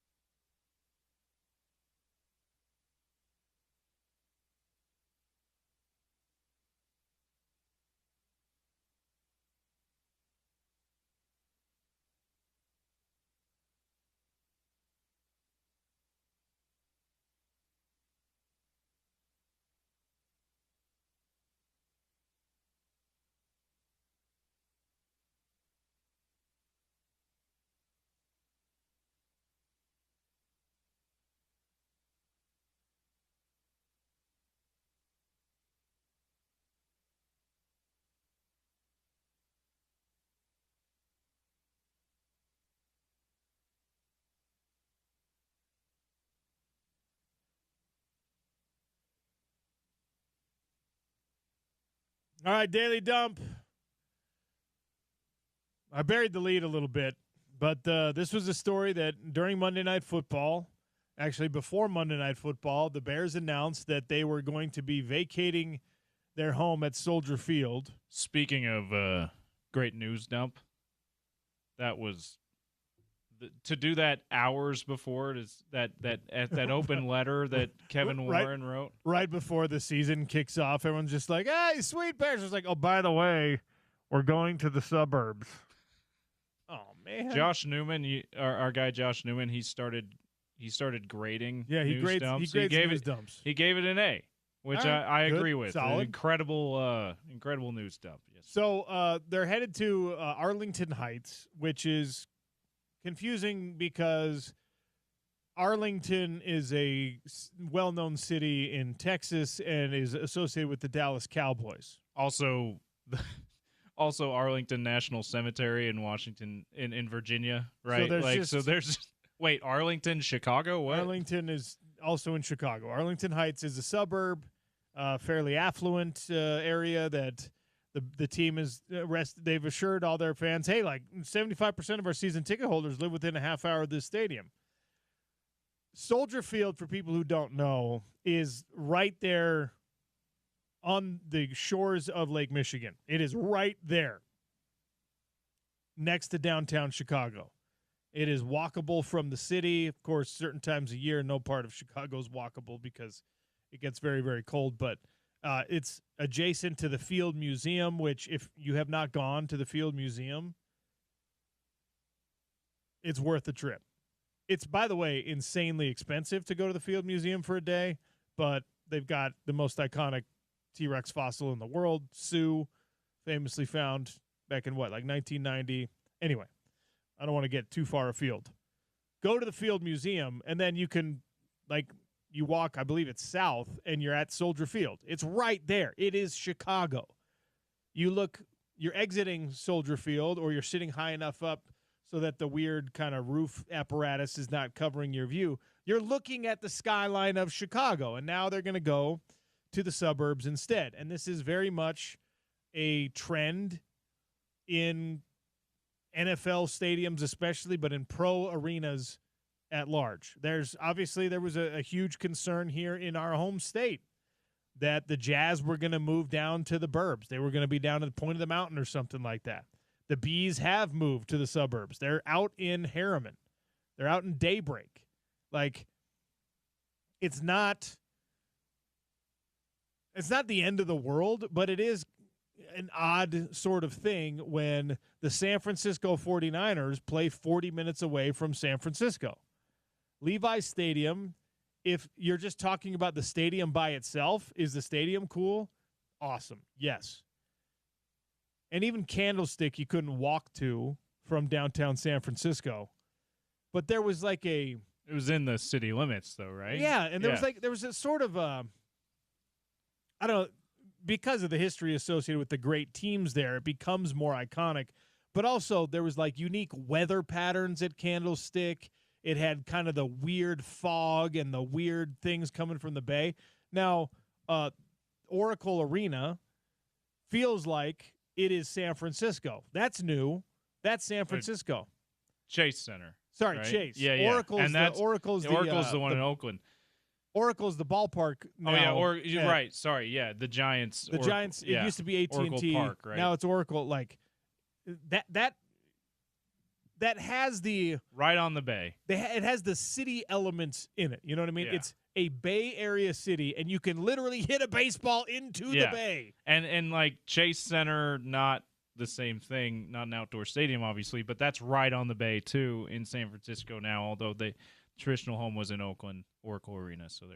So there's some I know that there's some consternation about that from people from Oakland, but it is right in San Francisco, right on the bay still. So I personally love that about stadiums or ballparks or arenas is in big pro cities that they're in the city, they're in the downtown. That's why I was vehemently opposed to the idea of moving them to Draper or somewhere in the point of the mountain, or Vineyard was something that was proposed, like moving the Jazz out there, like ridiculous. I'm really glad that they got a deal done to do what they're doing, renovating the arena to be both basketball and hockey friendly.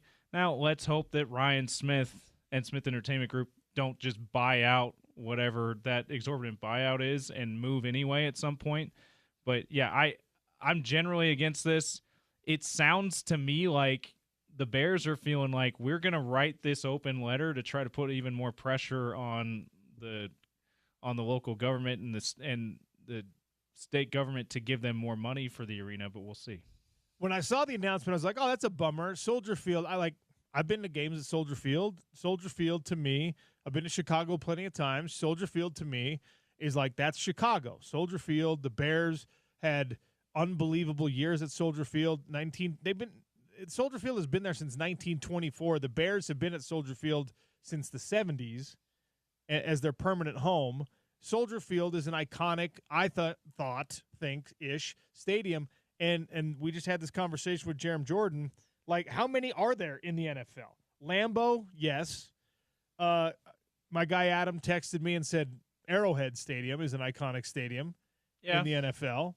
The Cowboys rebuilt. Jerry World is not an iconic stadium. It's like an event space. Yeah, that Jerry World and like what do they call the Georgia Dome now? Mercedes-Benz Dome or whatever they call it in Atlanta are like, they look cool, but they're also like, it's not the same as we're talking about Lambeau Field, right? Like, honestly, this cathedral to football, it feels like a cool event space, right? The stadiums in the NFL now, all the new stadiums are actually awesome buildings. They're really, really cool. Like U.S. Bank Stadium in Minnesota, that is a really cool stadium. You been to that one? It's in the city, and it looks like, it's got this sort of weird architectural component to it. I think cool.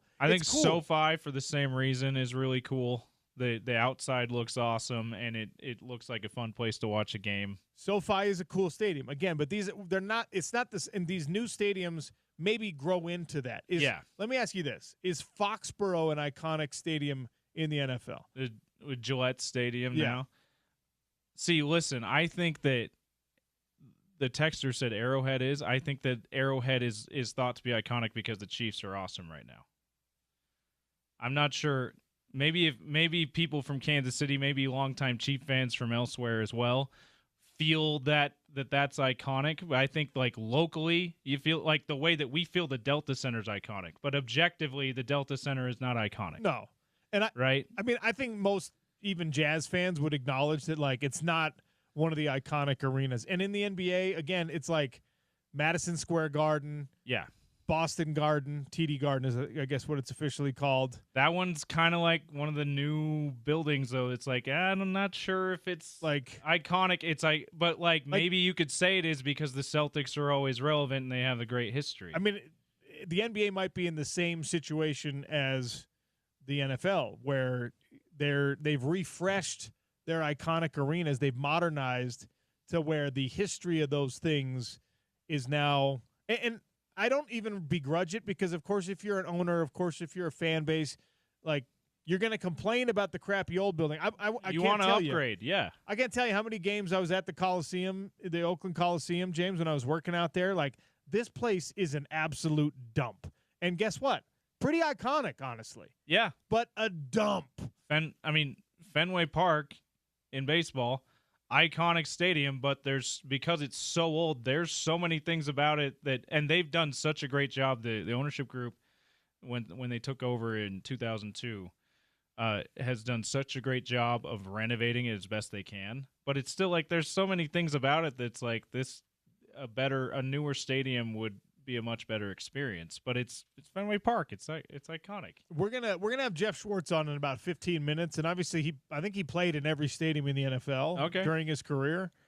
And players probably don't notice it because it's just a day at work. Yeah. But like, I'll ask him if there's juice in playing at Arrowhead. Is there juice playing at Lambeau? Is there juice playing because that is obviously true when we're talking about college football. when we're talking about Yeah. The Big college House, arenas. the Horseshoe. There's so many of them. When USC's fans care, the LA Coliseum. Death Valley, Between the Hedges, like there's both Death Valleys, Clemson and LSU. like there's a lot. Yeah. Notre Dame Stadium was for me. There's like a pseudo spiritual experience going to a place like that when you watched so many games there as a kid, and it's part of the college football lore, which for me, for a sports fan, is part of like American history. It's the fabric of our country. And then I've been to one game at Notre Dame Stadium. I went to one game. And I was just like, this lives up to the billing. Everything you thought it would be. I'll say this. I think the Superdome is iconic. Okay. Because of all the Super Bowls. Because of Hurricane Katrina? No, because of all the Super Bowls that have been hosted there. Okay. The really great Super Bowl games. And the recent, not all that recent anymore, but the Sean Payton, Drew Brees era of the Saints, making that one of the hardest places to play. Also, you think about in the college realm, all the great Sugar Bowls and national championship games and playoff games have been played there. So, and it's been around since like mid-70s now. So it's one of the older stadiums in the NFL. So I've always felt like the Superdome is an iconic stadium, not in the class of Lambeau, because the older you get, the more iconic it is, right? Lambeau stands on its own. But I think I would put the Superdome higher than Arrowhead. Mile High? What about Mile High? So that's a different stadium too, though, isn't it? Than the Mile High Stadium. It's not real Mile High Stadium. It's in the same spot, right? But it's not the Mile High Stadium that like maybe it was the one that LA won the Super Bowls at still, but like LA getting the Broncos relevant in the 80s and going to all those Super Bowls. So I mean, it's been around long enough, you probably could call it that, and the Broncos have been relevant still. In my fandom, going back to about year 2000, where I've really, really became an NFL fan, I would say Gillette Stadium has become that for me in my lifetime because of all the success of the Patriots and me rooting so hard against that and that being such a hard place to play. I would say that's one, but it's not old enough to maybe be objectively called that. And then formerly Heinz Field is Acrisure Stadium, that the Steelers play at, the new name for it. That one felt iconic to me growing up watching it, but again, that's not a lot of older people would say, well, no, it's Three Rivers was way more iconic. Yeah, Three Rivers was the one. Than Heinz Field / Acrisure Stadium. So just as a younger NFL fan compared to people my age, those are probably ones I'd put in there. But the Superdome is old enough that I think objectively it ought to be considered an iconic. Okay, I mean, Lambeau clearly stands kind of on its own, but then I think absolutely, you could put the Superdome in a conversation somewhere, and maybe Arrowhead. And, Maybe I'm just way wrong. Maybe so many football people do consider Arrowhead a iconic stadium because it's been around a long time, but I kind of feel like it's only getting that respect because the Chiefs have been dominating recently, and that's where they play. The same way the Gillette kind of sort of got that respect because that's where the Patriots play. So Gillette is the interesting. I think Arrowhead's got enough history in it that it probably it falls on the right side of the line. Gillette is a newish building, right? Yeah. And Foxborough Stadium before that certainly wasn't iconic. The Patriots weren't ever relevant. There wasn't enough big games played there. Which is a whole different branch to the conversation because it's like, all right, I mean, so the Vet, the old the Vet, I feel like you could say was an iconic stadium. But the Eagles mostly stunk there. That's a good point. The You know what I Phillies mean? also had they played there and had some great years there at that time, though. So I don't know. I mean, we're talking now about a different era where like the stadiums were dual use stadiums. Multi-purpose. You talk about the Coliseum, they were Raiders and A's. You had the dirt infield in the middle of the field in the beginning of the season. Yeah, all the way until October, right? I mean, you just like, what the hell is this? And I don't know, like I grew up going to the Metrodome. The Metrodome was like Twins and Vikings for a while. Okay, Metrodome probably considered to be iconic because you had the Kirby Puckett World Series there. The Vikings have had despite all the Vikings fans who want to text in and say, try being a Vikings fan, we have terrible history. Vikings have been pretty relevant throughout their history, though. They haven't won a Super Bowl. The Vikings won a bunch of like divisional and NFC championships early. Yeah. And your Dante Culpepper, Randy Moss years were pretty good. And they've been really good recently too, just not like the best. But anyway, that made that relevant. But I will say, watching baseball games in the Metrodome on TV, I'm like, that place, it's better than Tropicana Field, but it gave me the same kind of feeling. Like, this is just does not look like it's built for baseball. But that was where we went to baseball games when I was a kid. We lived there until I was 9. Yeah. And my dad's company had seats that we would get every once in a while. And when you're that age, you don't know any different. You don't know any better. And then watching highlights from like TV, I was just like, that it looks like it's made of Legos. Yeah. It's so didn't brutally artificial. It didn't everything look about right. the Metrodome.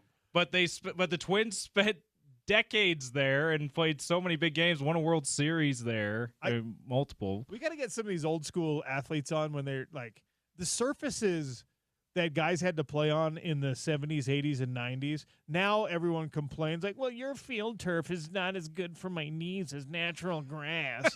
The guys were playing on carpet that was threadbare over concrete back in the day. Veterans Stadium, the Sky Dome, Rogers Center, whatever they call that now in Toronto, and the old Metrodome. They were even I think the Expos Olympic Park, they were bouncing like balls to first base off of the turf. That's how solid it was. Like the shortstop was bouncing it to the first baseman. It was, I mean, man.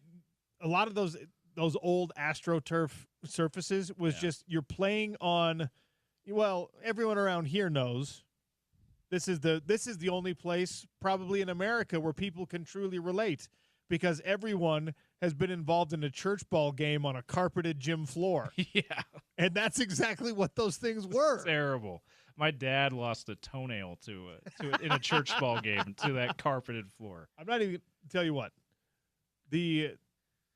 It's a very unique thing to the culture. I'm sure people appreciate it that there's a full court basketball court in pretty much every church. Yeah. And there's a church on pretty much every corner or whatever. And it's such a cool thing. If you know the right person, it's accessible and free and everything. I tell you what though, one of the great pleasures in life is going into, you don't know the Ward building, you don't know the Stake Center, whatever, and they've got a real wood floor, like a nice wood floor instead of the carpeted thing, which is totally serviceable, great, fine, fun.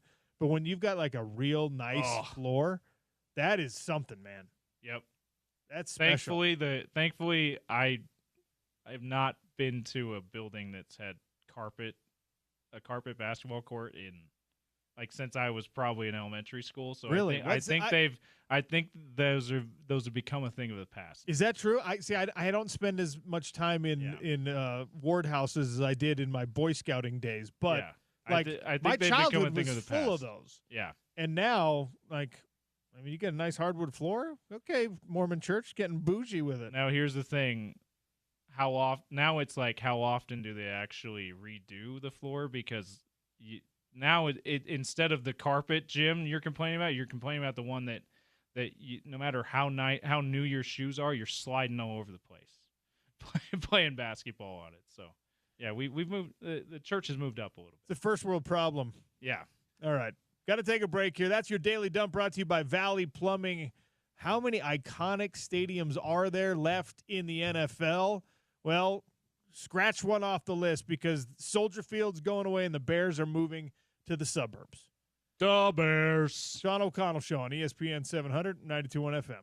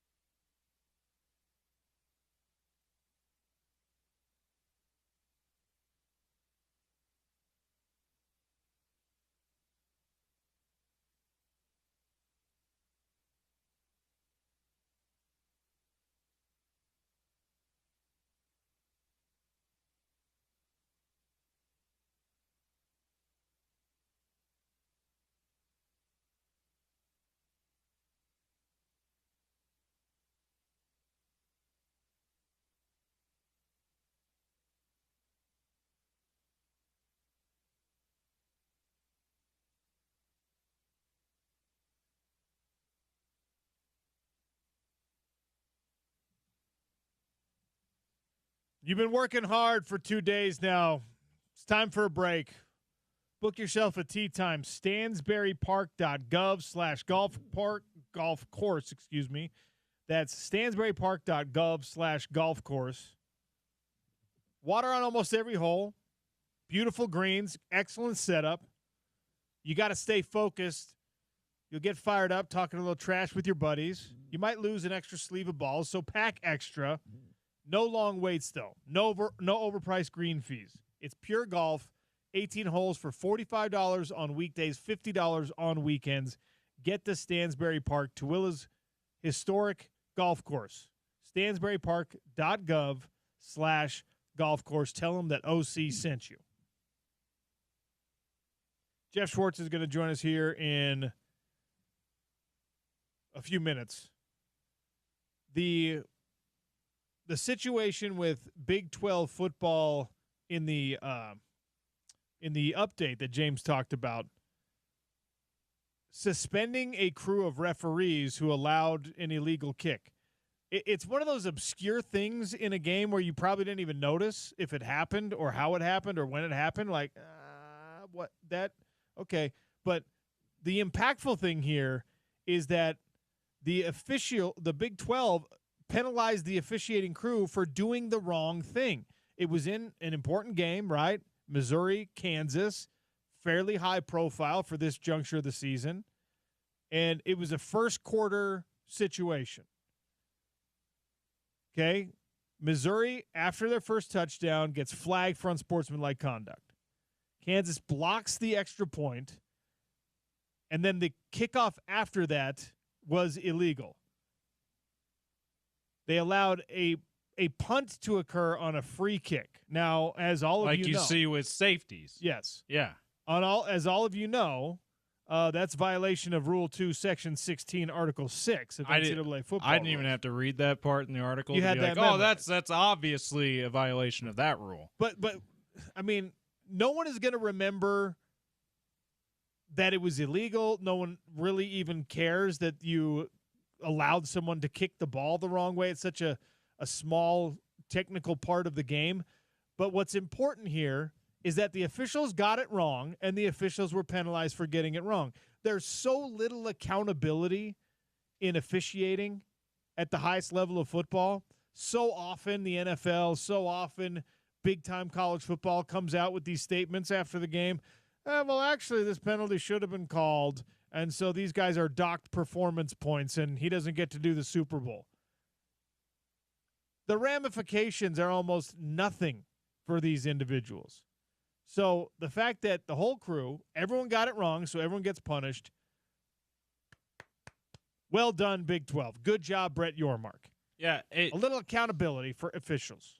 And that's a bit of a risk that the Big 12 in particular takes that action, because an officiating scandal, especially one that ends up on the front page on ESPN's list of headlines there, looks bad for the conference. But and a lot of people, you got to know, aren't going to read all the details. They're just going to see officiating. They're going to see officiating. Big 12 punishes officials and go, oh, well, I knew the Big 12 officials were crap, and it's that causes a risk of like distrust in your league's officials. But I agree with you; it's certainly the right thing to do. And for anyone who saw this and didn't take the time to read it, just know it was a very minor thing. Like something that was actually, all the calls that were actually important that could decide games, they did the right thing.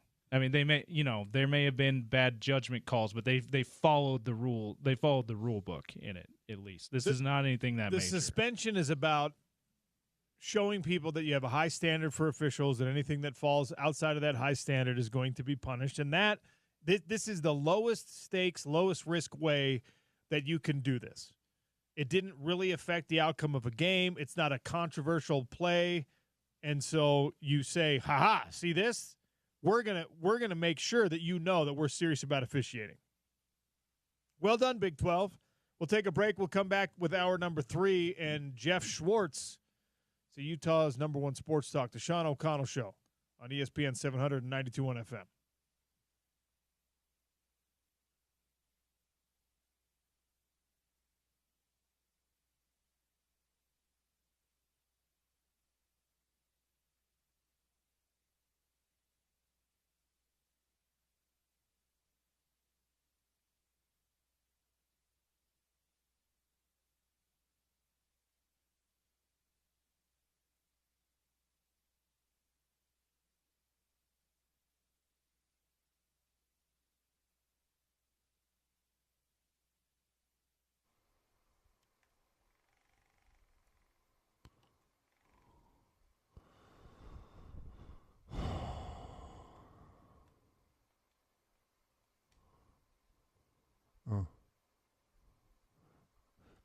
What do we think about Utah, Wyoming this week?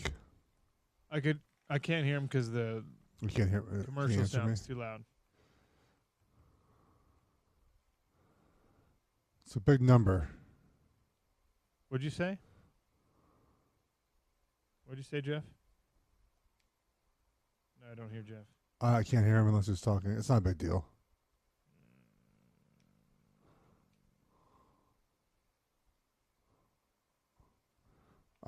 It's fine.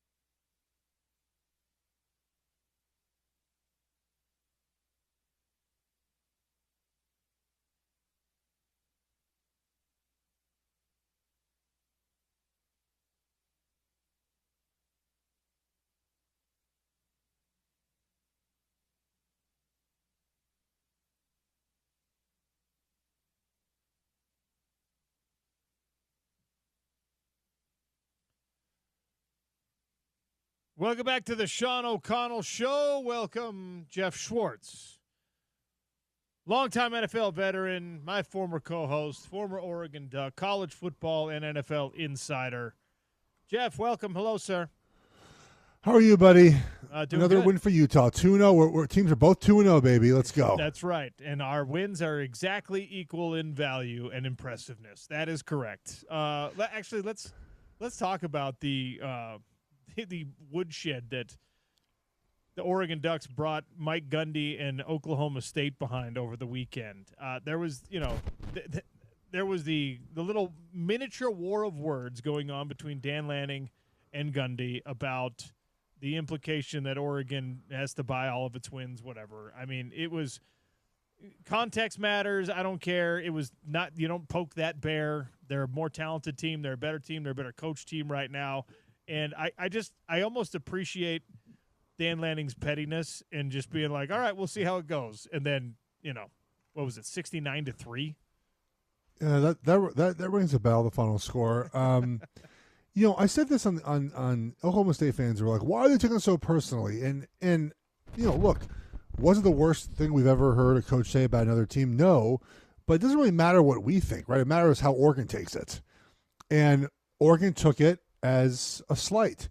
And you have to think about all the criticisms Oregon's heard over the years revolve around money, right? How much money that Oregon has, how Oregon bought themselves wins, how Oregon did this and that with money. And the fact is absolutely true. Oregon has a lot of talented football players, but so does Florida.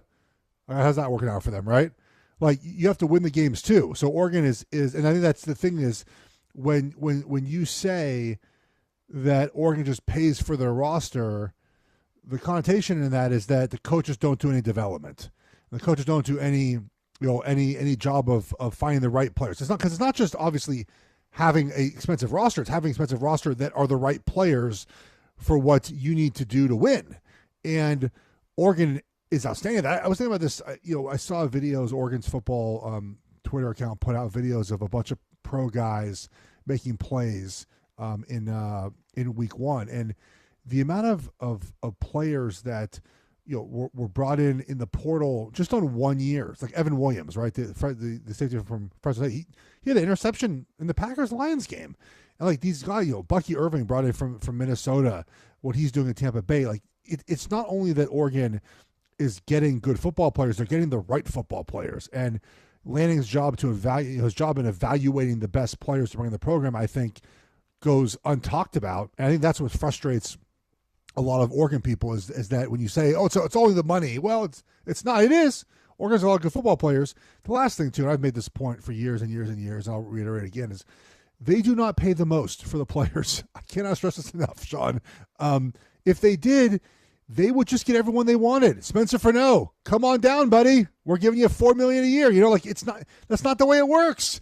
It's not the way it works. So those are all the reasons why that idea frustrates Oregon fans. And I think one of the things that Dan Lanning just does so well right now is motivate his team. I mean, I don't know if you watched the Ducks versus them video from this week, where it's like the 30-second clip is just incredible. It's like the bull don't care, we're the bull, cowboy up, like all the things all together. And so we're playing good football right now.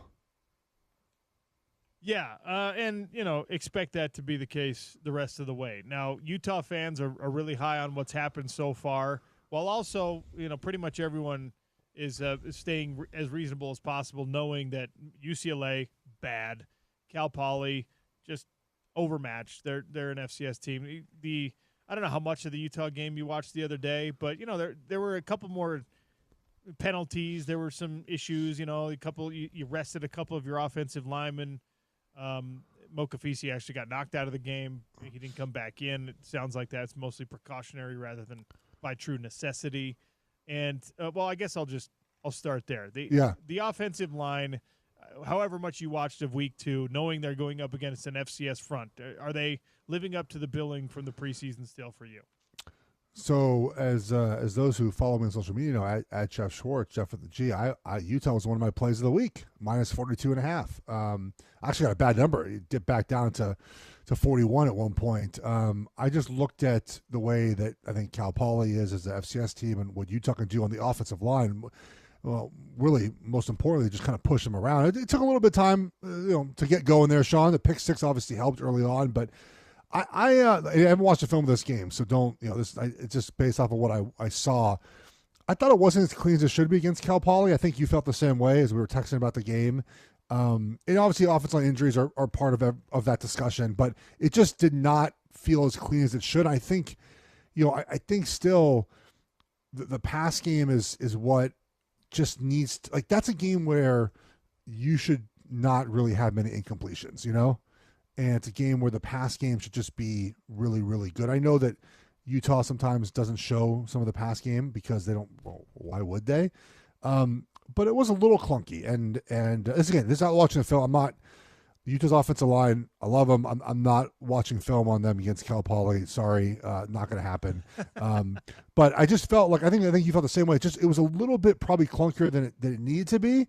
But in the end, they won by nearly 60. So how much can we really complain about it? Yeah, that's how it felt. It was just like, oh, man, the first half, a couple big plays at the end of the half made it look better than the first half really was for the Utes. And then you're just like, oh, you know what? Never mind. They ended up scoring a bunch of points, and they were efficient in the red zone. And all you can do is beat up on teams like that when teams like that are in front of you. So, okay. now you've got a weird road trip to an old Mountain West Conference opponent. It's a leftover from the COVID cancellation year. You got to go to Wyoming. Wyoming is not much better than what you faced already, if they are at all. But it is on the road, and it's a place that nobody likes to go to, and it's kind of just a weird spot. You've been in games like this before. Yeah. What's the key to, I guess, maintaining the status quo, to making sure that you play at the level you need to and not making it, something it doesn't need to be? Well, this is a game where, from like a gambling perspective, Sean, like I haven't gotten this far yet in my preparation, but Wyoming plus 23.5 sounds like a great wager, considering Utah's got Texas Tech next weekend, and Texas Tech is starting off really hot. It's a great look ahead spot. Utah's already been on the road here, so I feel good about that. Wyoming will be a little bit different than playing at UCLA. I think the thing is, you just have to, in my opinion, when you play a team like Wyoming or when you're on the road in these situations, is you have to end the game fast, right, Sean? You have to make sure that the opponent doesn't feel like they can win the game at all. And then look, there might be moments when it gets a little closer, but if you come out and give them life early in a game like this, then they think they can win. If you come out and we use our example, you go up 14-0 in the first 2 minutes, it's like, oh boy, here we go. There was they showed a close up of the Oklahoma State offensive lineman.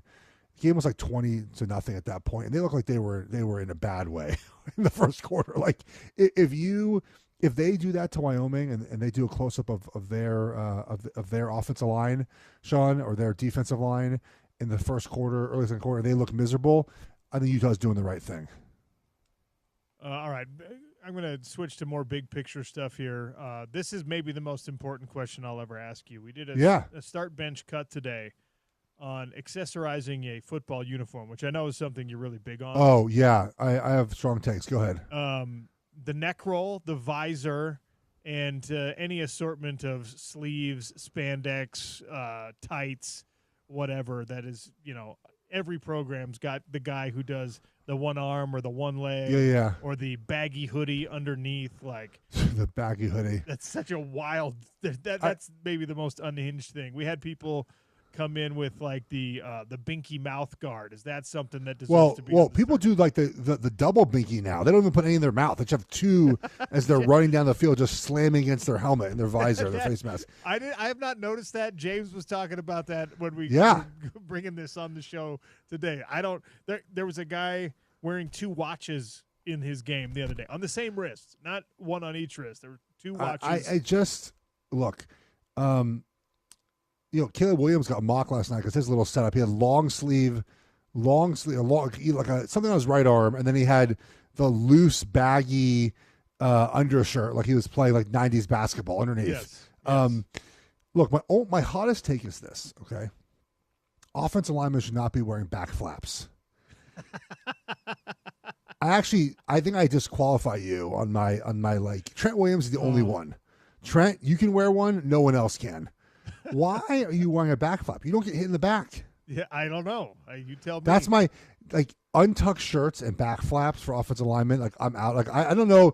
I think it's a thing that happens now. Like I can't say that, but like Fano, Lomu, they have the immediately out. Just no chance to be good. That's obviously not true, but I'm out on that, Sean. Like that just frustrates me to no end.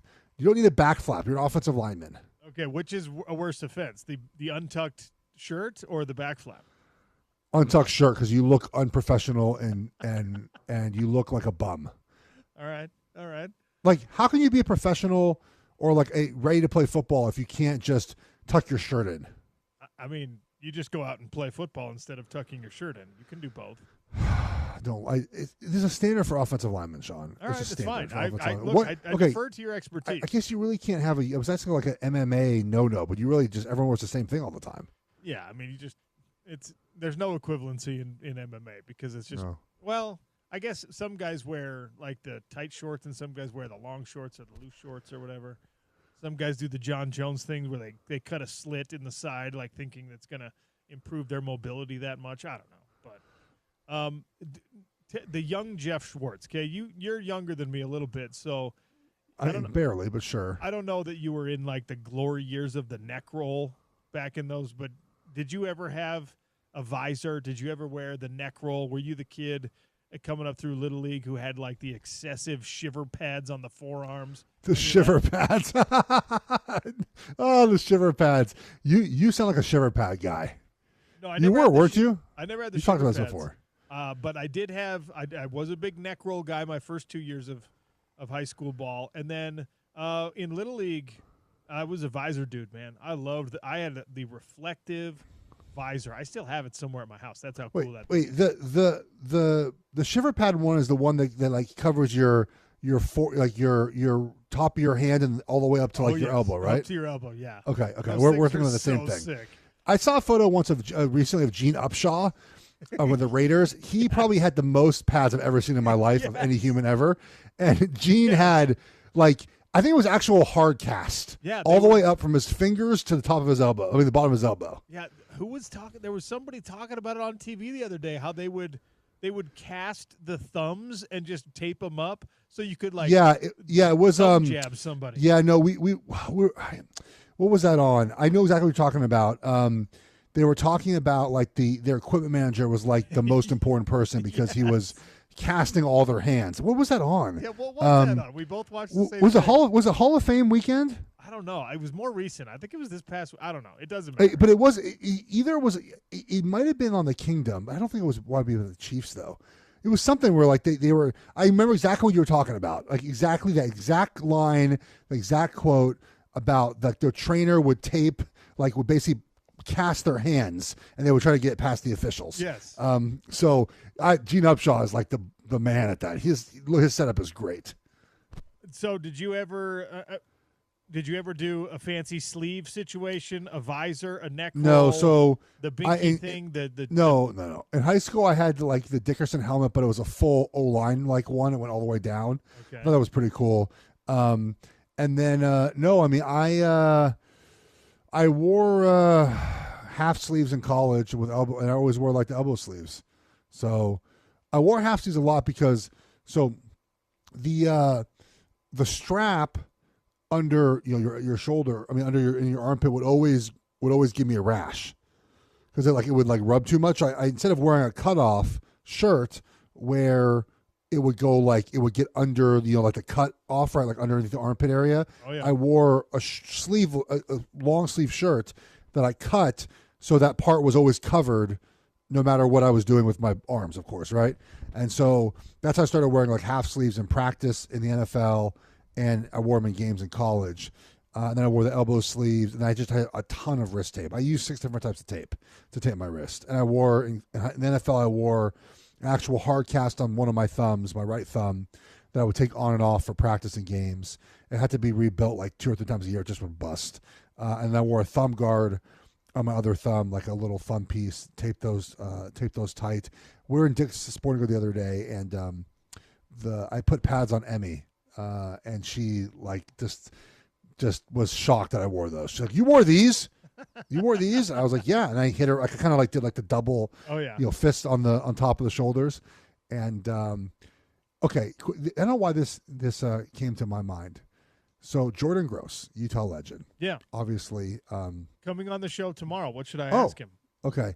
Well, he would my first game ever dressing in 2009. We played the Eagles in week 1. And Jordan liked to practice punching 2 or 3 times before he went on the field, okay? And I didn't. He's like, "Schwartz, come here. Let me use you." And he hit me so hard, bro. I was like, "This is what punching the NFL is like." I was like, I'm not doing this hard enough." He freaking blasted me, dude. So he blasted me so hard 3 times in a row that I was like, "Whoa, I have to play better. This is if I played a game and didn't punch like this, there's no chance." And his warm-up punches jarred you into just warm-up punches to go on the field, just jarred my chest, just beat me up. I'm sure Jordan has so many stories about me. I mean, he's my mentor. I've less about him. I'm sure he just can mock me for hours and minutes on what happened in Carolina. What a great guy. He's fantastic. I love Jordan. Yeah, I ran into him at the game on Saturday. He was in town for Ron McBride's induction into the Ring of Honor. Yeah. And so He's going to come on the show tomorrow. He texted me like I think last season at the end of his football season was like, "Hey man, I need some plays. We're playing like this team that does something on defense. Can you draw me some stuff up?" And I drew him some stuff, and then he's like, "Yeah, we can't. We're not good enough to run this." I was like, "Well, sorry, sorry." But one of his linemen though at Fruitland is really good. I think he's committed to Utah, right? Yeah. Kelvin Obot. Yeah, because he called me on Oregon's recruiting trip when he was on his recruiting trip like a while back. I was like, "Bro, this is crazy." Jordan went with him, or unofficial, whatever it was, and yeah, you got him. So what? Wait. But Oregon pays for everyone, right? So how did you guys get him over Oregon? That wasn't us. Don't put that evil on Utah. Like I saw Northwestern's coach this weekend be like, "Oregon's the best team ever." They're the best ever. We play them this weekend. That's smart. I like that. Doesn't want to rock the boat at all. Good job for him. I'm doing something that I'm just derailing this entire segment. It's fine. That's fine. I'm doing something this weekend that you would actually be surprised. You'd be happy for me. Okay. My kids are going out of town. They're going to see the 8th banana game of the year. They're going to. It's aggressive. I turned a marathon. I was like, can we just not do this next year? Like they're going to Seattle next weekend. Excessive Savannah Bananas game. They're doing Seattle next weekend.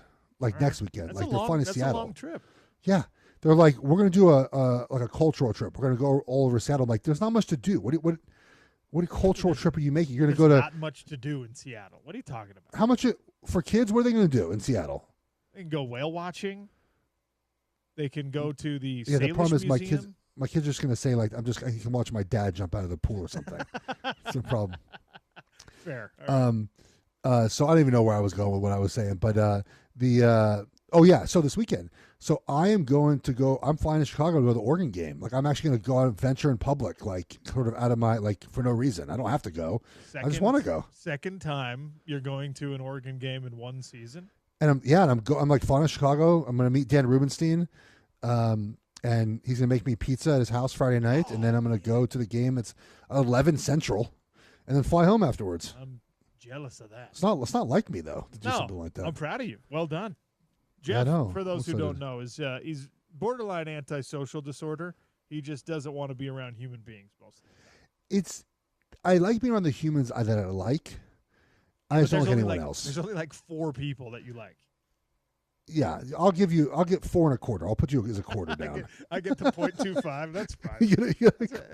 I got a meal out of it. That's good enough for me. You ate so much food. It's still shocking to me. I ate at your house. I was starving when I left. I had to go get a new meal. You and Emmy just ate like all my steak. I didn't eat fast enough. His daughter ate all the steak. She can put it down. I'll tell you that. All right. So we were having this conversation in reaction to the Monday Night Football announcement that Soldier Field is going away. They're going to move to Arlington Heights, and I was like, man, Soldier Field. Okay, I think that's an iconic stadium. I know they did the remodel and things like that, but it's been around for 100 years. And there's so many stories of Soldier Field and all this stuff, and then I was like, wait, how many iconic venues are there left in the NFL? And it's like Lambeau, ... You played. Yeah. First of all, is that something you pay attention to? Yeah. When you're Lambeau. Okay. Oh yeah, Lambeau. Yeah. Soldier Field is kind of a dump though.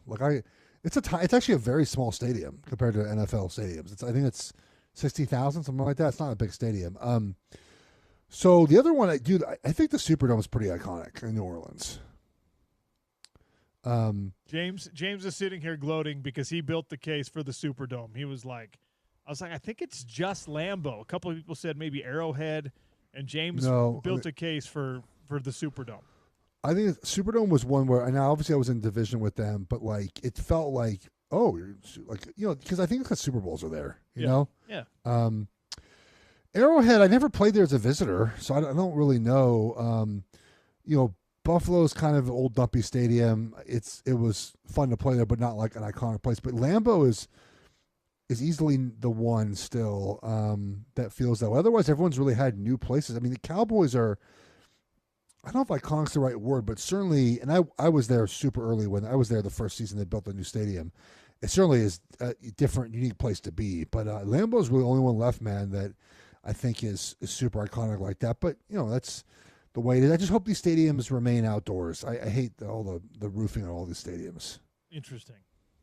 All right. Before I cut you loose, we're trying to figure out the power structure of the Big 12 conference based on only 2 weeks and I guess in some teams' cases 3 weeks of results. Yeah. Arizona State looks like maybe they're not as good as people hoped they would be. Same with Kansas State. If there is, an elite group in the Big 12 right now, who is it? The Dublin curse for Kansas State, huh? All right, so one of the teams that I just was sort of surprised reading the preview magazines did not get the love I thought is Iowa State. I mean, you think about coaching staff and quarterback, right? Those are two very important factors. They're good in both of those, and so they're 3-0 obviously already with a win in two rivalry games, and obviously including one in the Big 12. So right now, to me, it's Iowa State, it's Utah, and then I think it's just someone else. I don't know who that someone else is at the moment. And maybe there'll be a surprise team. I mean, Baylor. People are high on Baylor. That hasn't been great. So I mean, I'll take that back. It's been up and down. They obviously come back late to win that game the other day. So I mean, Utah to me was always been the team because I thought they would to win the conference. I think Iowa State though certainly jumped up for me. They had a lot they replace a lot, which again a lot of teams do, but those to me are the two teams. And Texas Tech, I just got to see them play better teams. They play the Beavers this weekend. They're going to smoke the Beavers. I'm not worried about them at the moment right now. So those are kind of the teams to be at the top of the conference. What about in all of college football? Is it there's 11 SEC teams in the top 25 right now. Obviously, that can't sustain itself, I don't think. And there's a lot of conversation that the Big Ten has now passed up the SEC because of wealthy donors and the new rule set. Your Oregon Ducks are part of that conversation. So, in all of college football, who's impressed you the most? I keep seeing this thing where people say like it's wide open this year. I guess I don't know. There's like 4 teams that are going to win the championship this year. I think Ohio State's still pretty impressive, right? They play a week 1 game with a lot of new pieces on defense, offense, quarterback, and they beat Texas, and then they just smash Grambling as they should. Penn State's been a little bit iffy. They just haven't played as well. Again, they have nothing to play for at the moment, so they can kind of take it easy. Oregon's looked good so far. Georgia, Tennessee this weekend. We'll really know more about those two teams after this weekend. Clemson's been pretty shaky. I thought they had a chance this year to be a playoff team and do some damage. That's kind of where my mind goes. Bama has not been as good. LSU's been better than I thought they would be. So it's the same Big Ten SEC teams essentially that I think you got in Clemson and maybe Utah or Iowa State. It's a small group of teams, man. It always is. Unfortunately, that's true. We at this moment we feel like it's wide open for everyone, and then we get down to it and we get to the college football playoff, and it's like, oh wait. I mean, depth matters so much, dude. All those guys? Depth matters like so much in these. And, you have a long season, and you're going to lose guys, and sometimes you just don't have the depth to withstand that long of a season. So some of these teams that start fast that don't have the depth, you lose a couple guys, and that's sort of the end of it.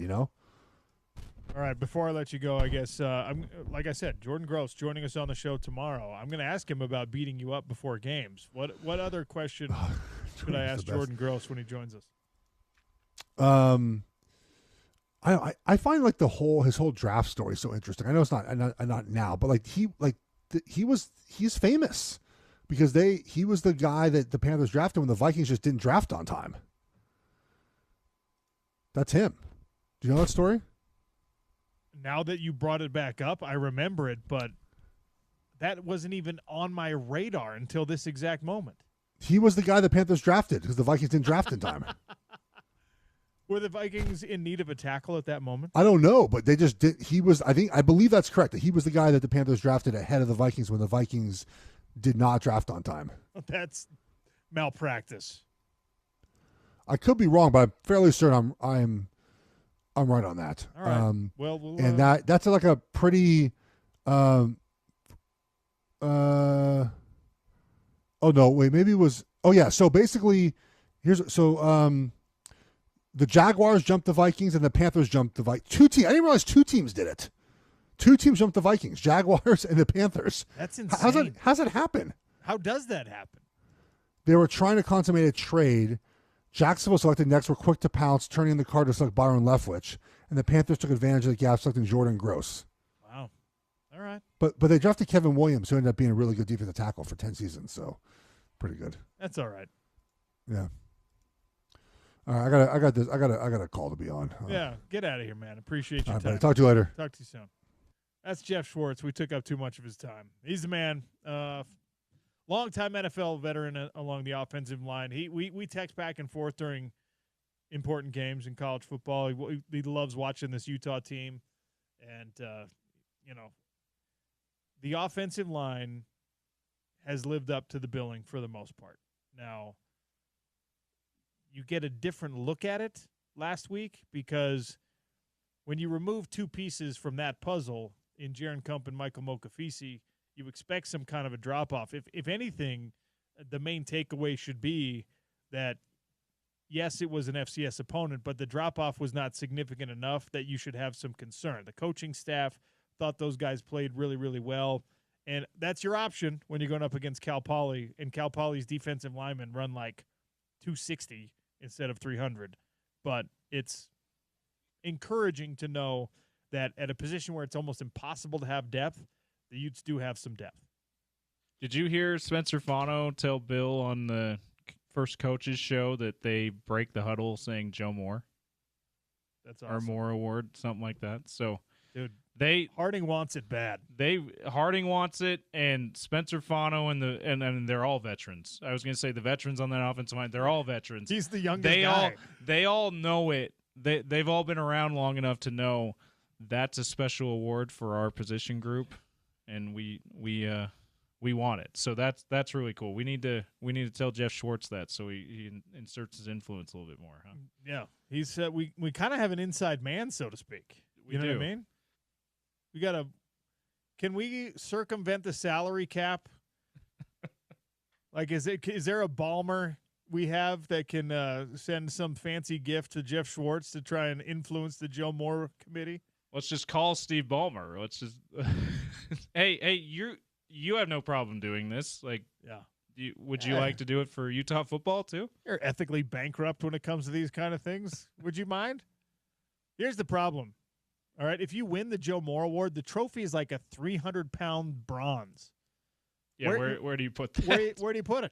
Do you just make it a statue outside the facility? Well, I'm thinking of the little hall of trophies that they've got in the entrance to the facility, where the Fiesta Bowl trophy is, where the Sugar Bowl trophy is. Don't try to put it in a case, just put it outside. Yeah, in his own place. You have to. I guess that's how other teams have done that. Yeah. You're gonna have to build a new room for it. I hope they get it. And then name it after Jeff Schwartz, the Jeff Schwartz Joe Moore Award. The Jeff Schwartz Joe Moore Award. It's like the Wayne Gretzky, Michael Scott quote. Yeah. the Joe Moore Award presented by Jeff Schwartz. Absolutely. If they end up winning it, I'm going to make Jeff come and be part of the presentation. Absolutely. Because I think it's usually just Aaron Taylor that goes, but we'll make Jeff come. All right. Got to take a break. Sean O'Connell Show on Utah's #1 sports talk, ESPN 700, 92.1 FM.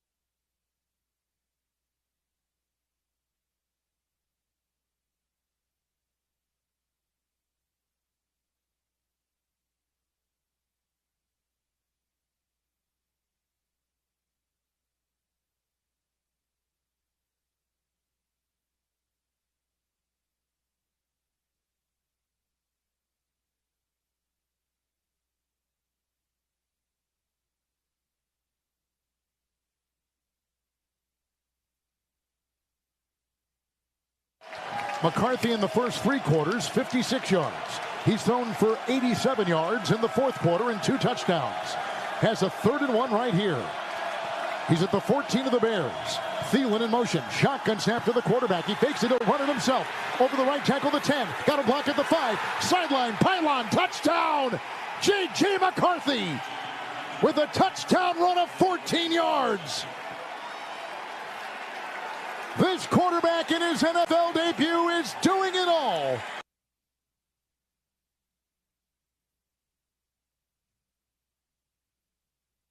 Touchdown run for J.J. McCarthy, a 27-24 victory for the Minnesota Vikings over the Chicago Bears on Monday Night Football. That sound courtesy of Westwood One.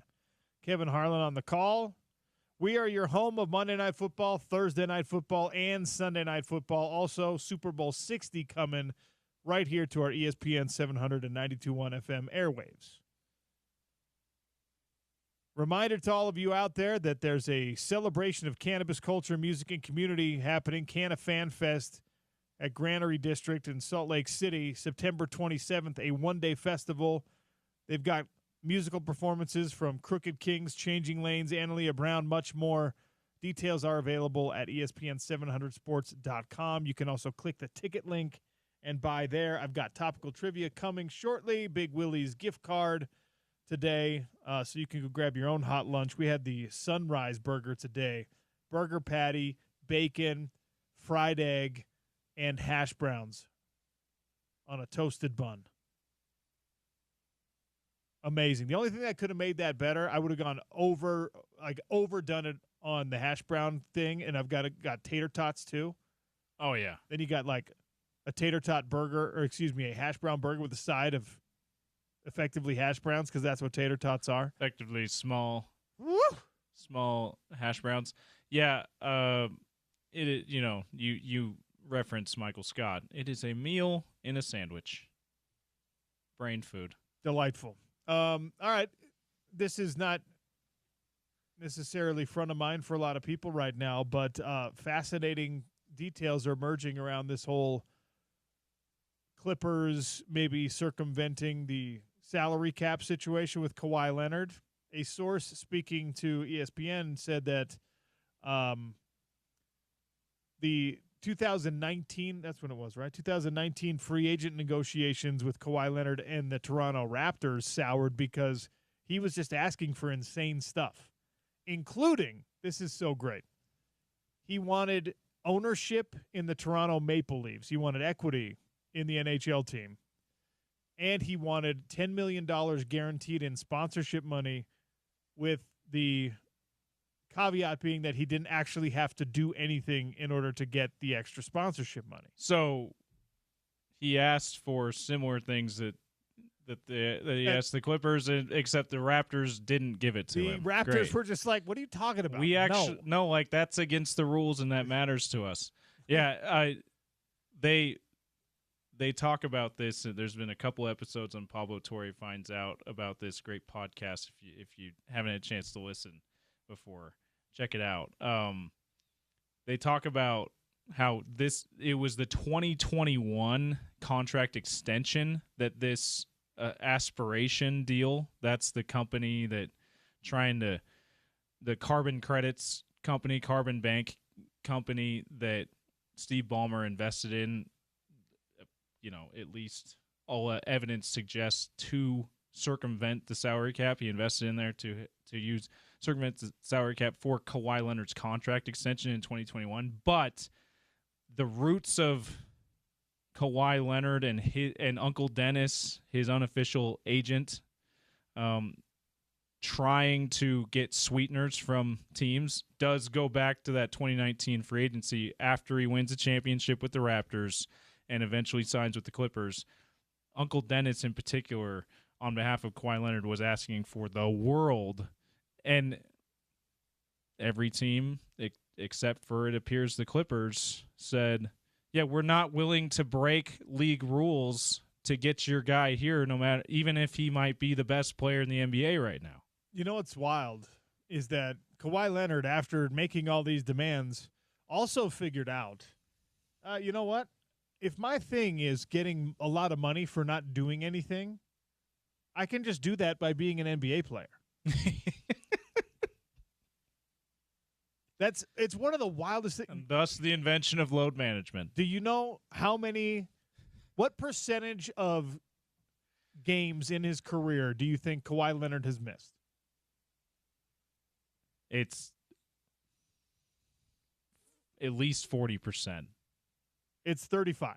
35. Okay. 35. Close to 40%. Yeah. If you, I knew it wasn't It wasn't Joel Embiid level, but I knew. But that's a huge chunk. And by the way, that's of his whole entire career. That's not like the last 4 or 5 years. Yeah, since he became a Clipper, really since he became a Raptor, it's been probably over 40%, maybe even over 50%.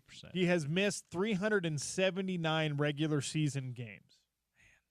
Yeah. Now, if you as a mailman, if you as a doctor, if you as a radio host, if you as a radio producer, if you as a insurance salesperson, if you miss 35% of the time that you are supposed to be at work, your paltry salary in comparison to Kawhi Leonard's is going to disappear.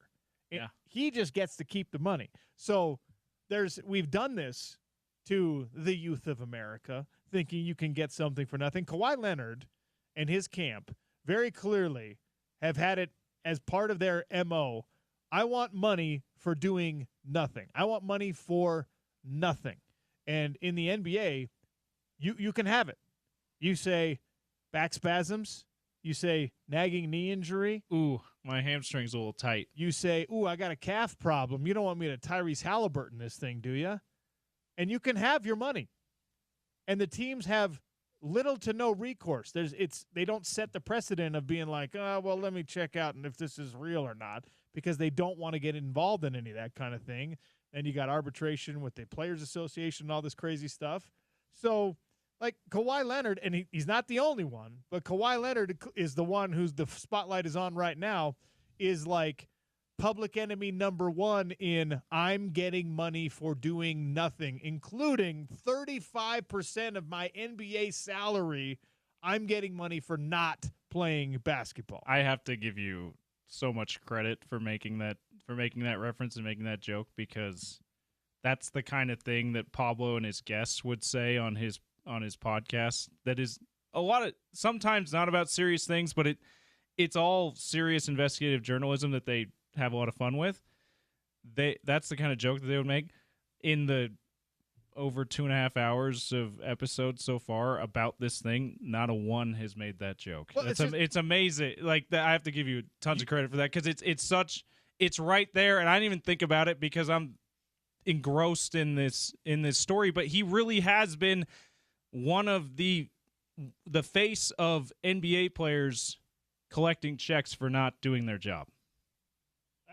It's just unfortunate, and I'm not trying to pick a fight with Kawhi. I don't know why he's the one who has to be this guy, but I mean, how many times has he had surgery?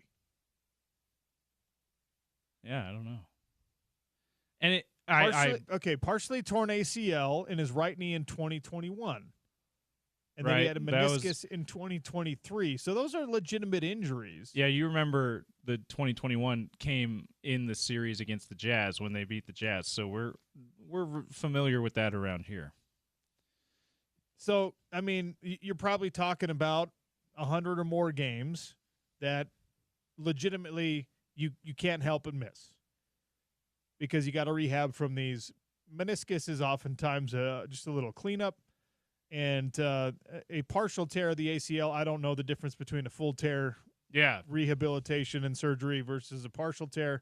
But, I mean, I don't want to be, like, overly accusatory of Kawhi Leonard, but this is not a guy who spends extra time getting back on the court. He's the guy who's just like, you never know, man. This could pop again. And collecting 35% of your check for no work at all that's a good deal.